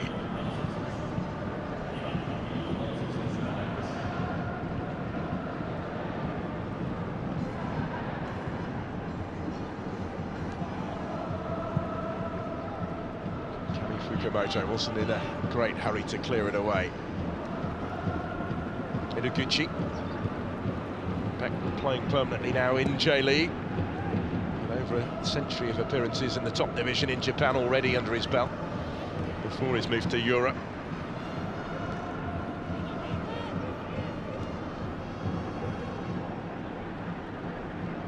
And he made 3 appearances in the Scottish Premiership for Celtic since the switch from Gamba Osaka, where he spent the first decade of his career. Yamada brought that down neatly enough. Segawa. That was a little unnecessary from Sasaki. It's right in front of the assistant referee as well. There's one where frustration maybe got the better of him.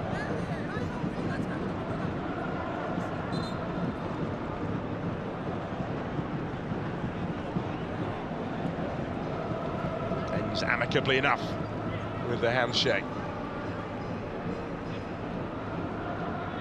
Frontale currently still have their opponents where they want them. They're going to make another change here. They will bring on another of their new signings, Yuki Yamamoto. He's going to be introduced. He was brought in from Gamba Osaka in January. And will replace the skipper Seko, who hands over the armband.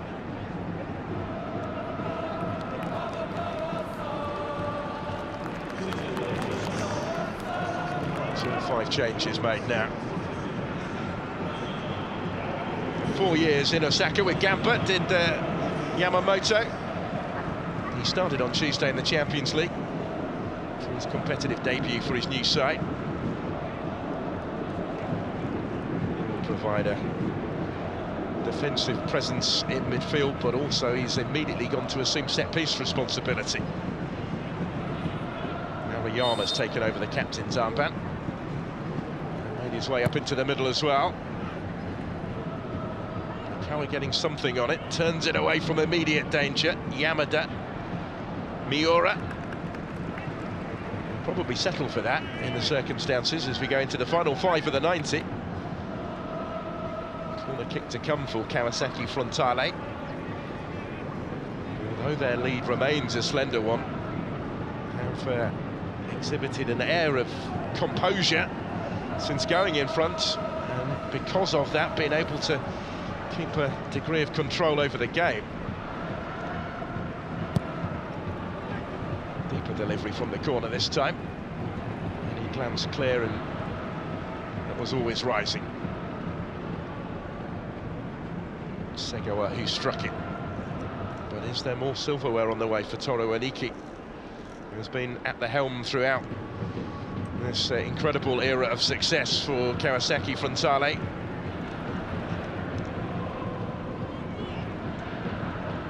And yet still found himself under some pressure last season. So far short were they of their expected standards in J1. They went into the season as the well, one of the title challengers, certainly one of the favourites, having just missed out to F. Marinos the previous campaign and never really got close. They had a poor start to this season and never recovered.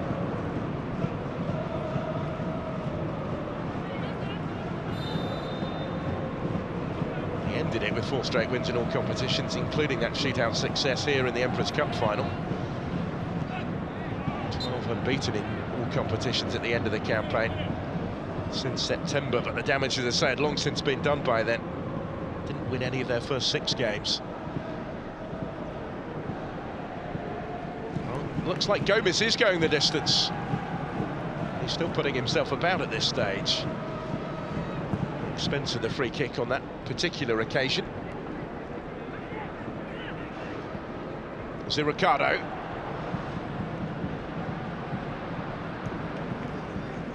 Just skips away from Marcinho.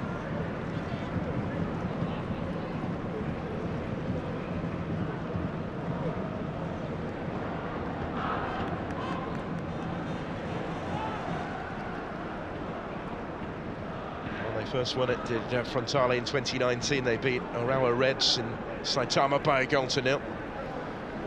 And they win it again in 2021 when beating Gamba Osaka at the same stadium by 3 goals to 2. Kaoru Mitoma, now of Brighton in the Premier League, scored 2 of their goals that day. So Kobe still harbouring hopes, though, of taking this to penalties, which is the manner in which they won it in 2020 against Yokohama F. Marinos. Then managed as they were by Ange Postecoglou. Torsten Fink was in charge of Vissel Kobe. An astonishing shootout. 9 successive misses. If you haven't seen it, it's worth looking it up. We get late drama today. So Kobe again have given it away in dangerous territory. Gomez will just reach this ahead of Hiroshi. Priority is possession for Frontale. They don't need to take any chances from here.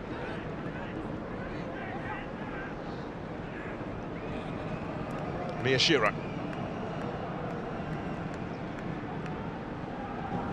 Yamaguchi, been as influential maybe as we've come to expect from him. So important to the success of last season.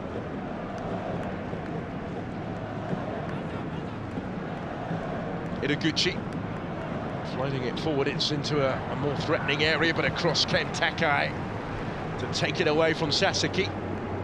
Kept his composure in doing so.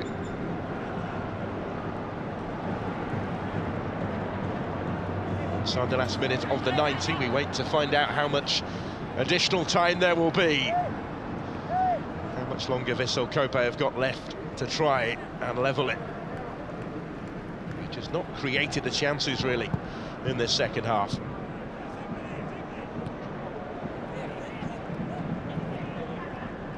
Free scoring side last season, en route to the title. 60 goals they scored in their 34 games. Luckily, F. Marinos managed more. It's miscued by Kami Fukamoto. And it's an unnecessary, potentially costly concession of the corner. So we go into 3 additional minutes. So there is time yet for a late twist. News from Kobe, hope it will come from the corner.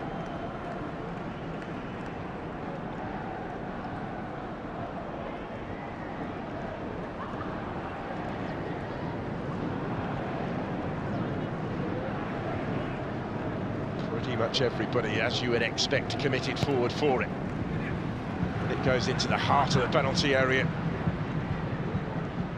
It's not the first time that they haven't made the most of a situation such as that. Marcinho, though, here has been dispossessed by Sakai.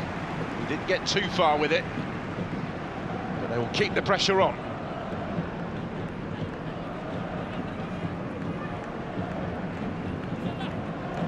Gonna launch it long from the throw himself. Gotoku Sakai does get decent distance on it, only glance partially clear.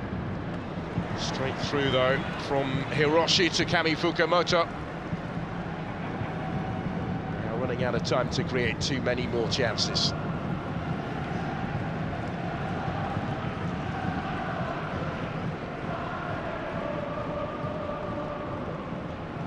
The champions, just to remind you, only failed to score 4 times all season in J1 last year.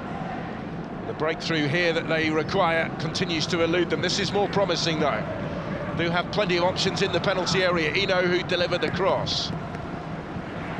Away by Yamada. Into anywhere will do type territory.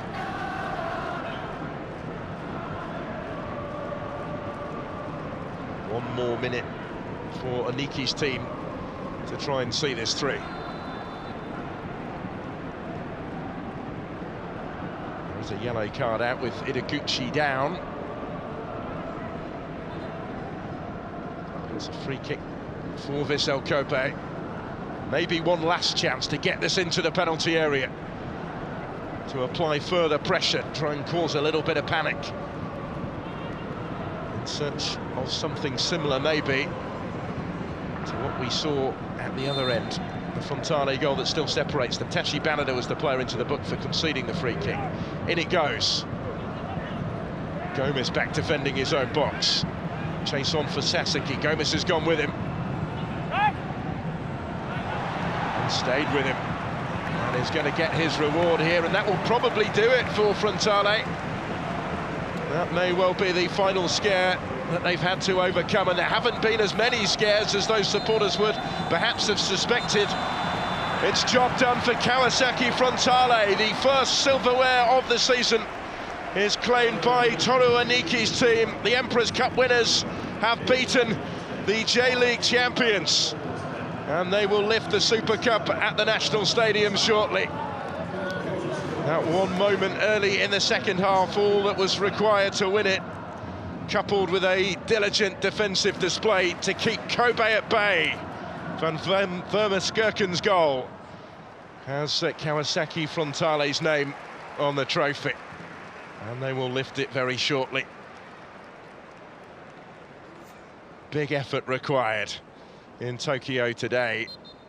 Toru Aniki changed his entire team from the midweek match in China in the Champions League, and has still seen them come out on top. The replacements stepping to the fore and delivering, and some.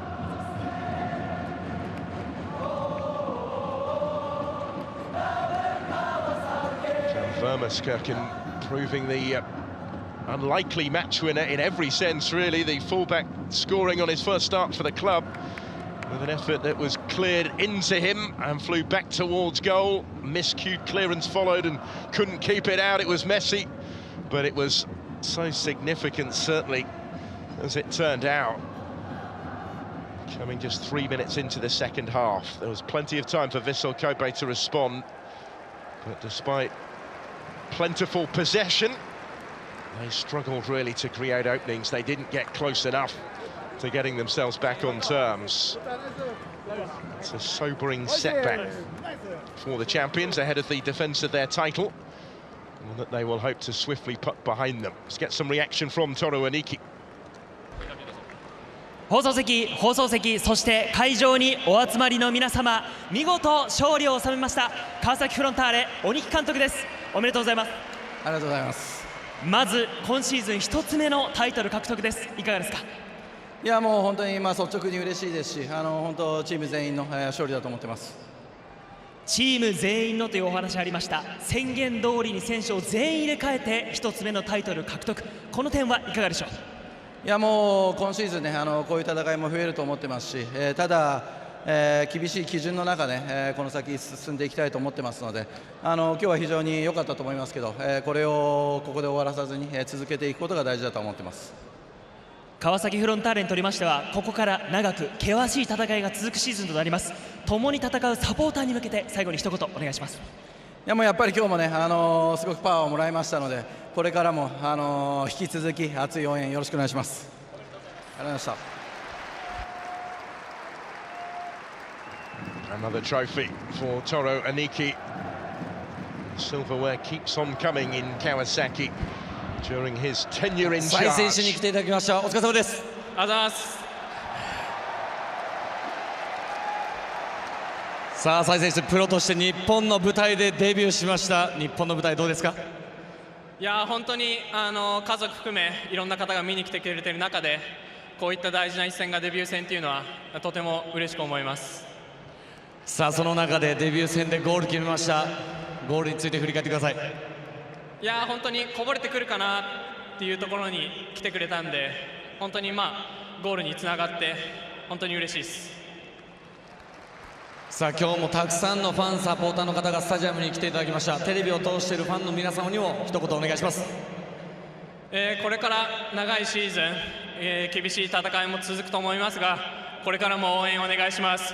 今日はこの勝利を楽しく分かち合いましょう。サイ選手でした。お疲れ様です。ありがとうございます。Proved to be the match winner, Cy van Vermeerskirchen. Understandably all smiles after the part that he has played in today's success. さあ、今日ゲームキャプテンを務めました瀬古選手です。お疲れ様です。お疲れ様です。ありがとうございます。さあ、国内初戦勝利でスタートしました。今のお気持ちを聞かせてください。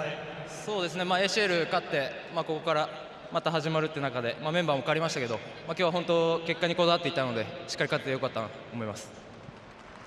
さあ、今ありました ACL、そして連戦の中メンバーを入れ替えて勝利しました。チーム力素晴らしいですね。そうですね、もう本当誰が出ても勝てるようなチームになりたいと思いますし、それは本当の意味の強いチームだと思うので、それを今シーズン体現できればなと思ってます。さあ、最後に今シーズンの目標、そしてファンの皆様に一言お願いします。そうですね、今日本当にこれだけ熱い応援をしていただいて、本当に僕たちはタイトルを取るべきに値するチームだと思っているので、それを一つでも多く届けられるようにやっていきたいなと思います。瀬古選手です。おめでとうございます。ありがとうございます。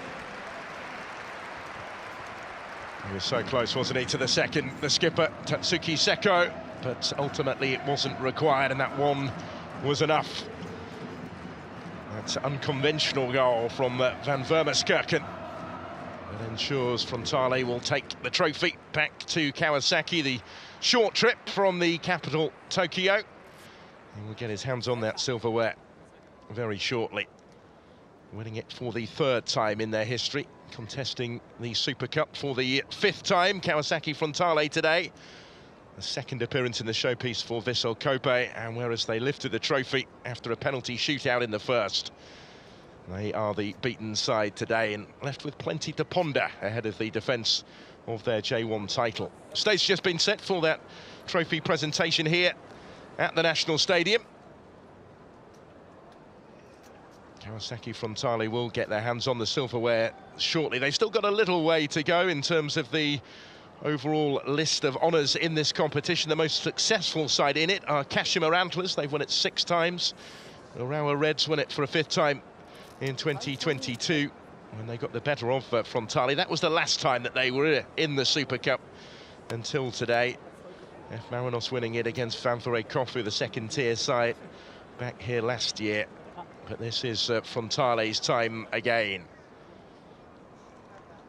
We talk about Vissel Kobe hoping to launch a new era of success off the back of their maiden title success last year. Well, it really is Frontale that have kept the trophies coming in recent seasons. Even last season in 2023, when they weren't at their best, they still found a way to win. And that remarkable Emperor's Cup campaign that saw them beat teams from 4 different divisions on the way to beating Kashiwa Reysol on penalties in the final in December.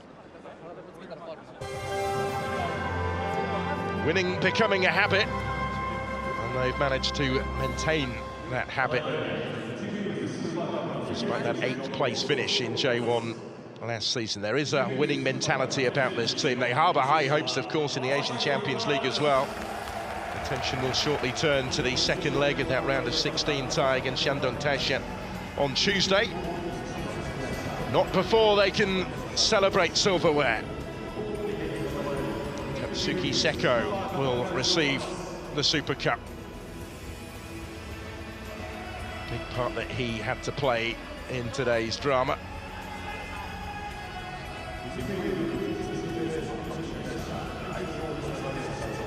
They will be presented with the winners' medals here and then lift the trophy as a team.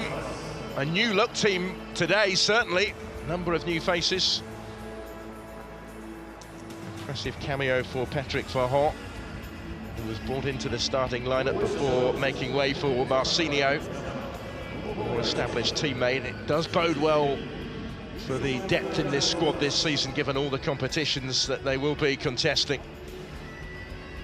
Vissel Kobe had started with a much more familiar 11. All of the players that began the game were key components of the side that took the title. They kept their new arrivals on the bench, a number of whom were introduced later in proceedings. But they've not quite hit their stride in pre-season. That goalless friendly with Inter Miami, and then shut out again today. Having to watch on as Frontale receive those winners' medals.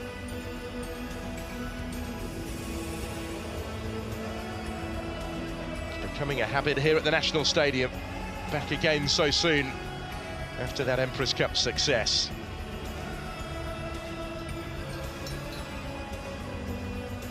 They're not short of motivation for the new season ahead. Vissel Kobe is the defending champions, but this will perhaps fuel their desire yet further. Here comes the moment then for Kawasaki Frontale. They start the celebrations as Super Cup winners in 2024, lifting this competition for the 3rd time in their history, lifting the curtain on a new campaign in Japan in the manner to which they have become accustomed in recent seasons. That silverware keeps on coming. They will hope, of course, that this is only the start, that this bodes well for a campaign to come in which expectations remain high, in which they have to respond from the disappointment of last year's J1 season. When it comes to knockout football, when it comes to one-off occasions, there are few better really in Japan right now than Kawasaki Frontale.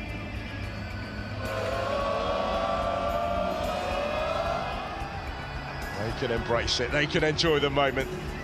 A lot of hard work ahead. The season really starts here, but it starts for Kawasaki Frontale in style.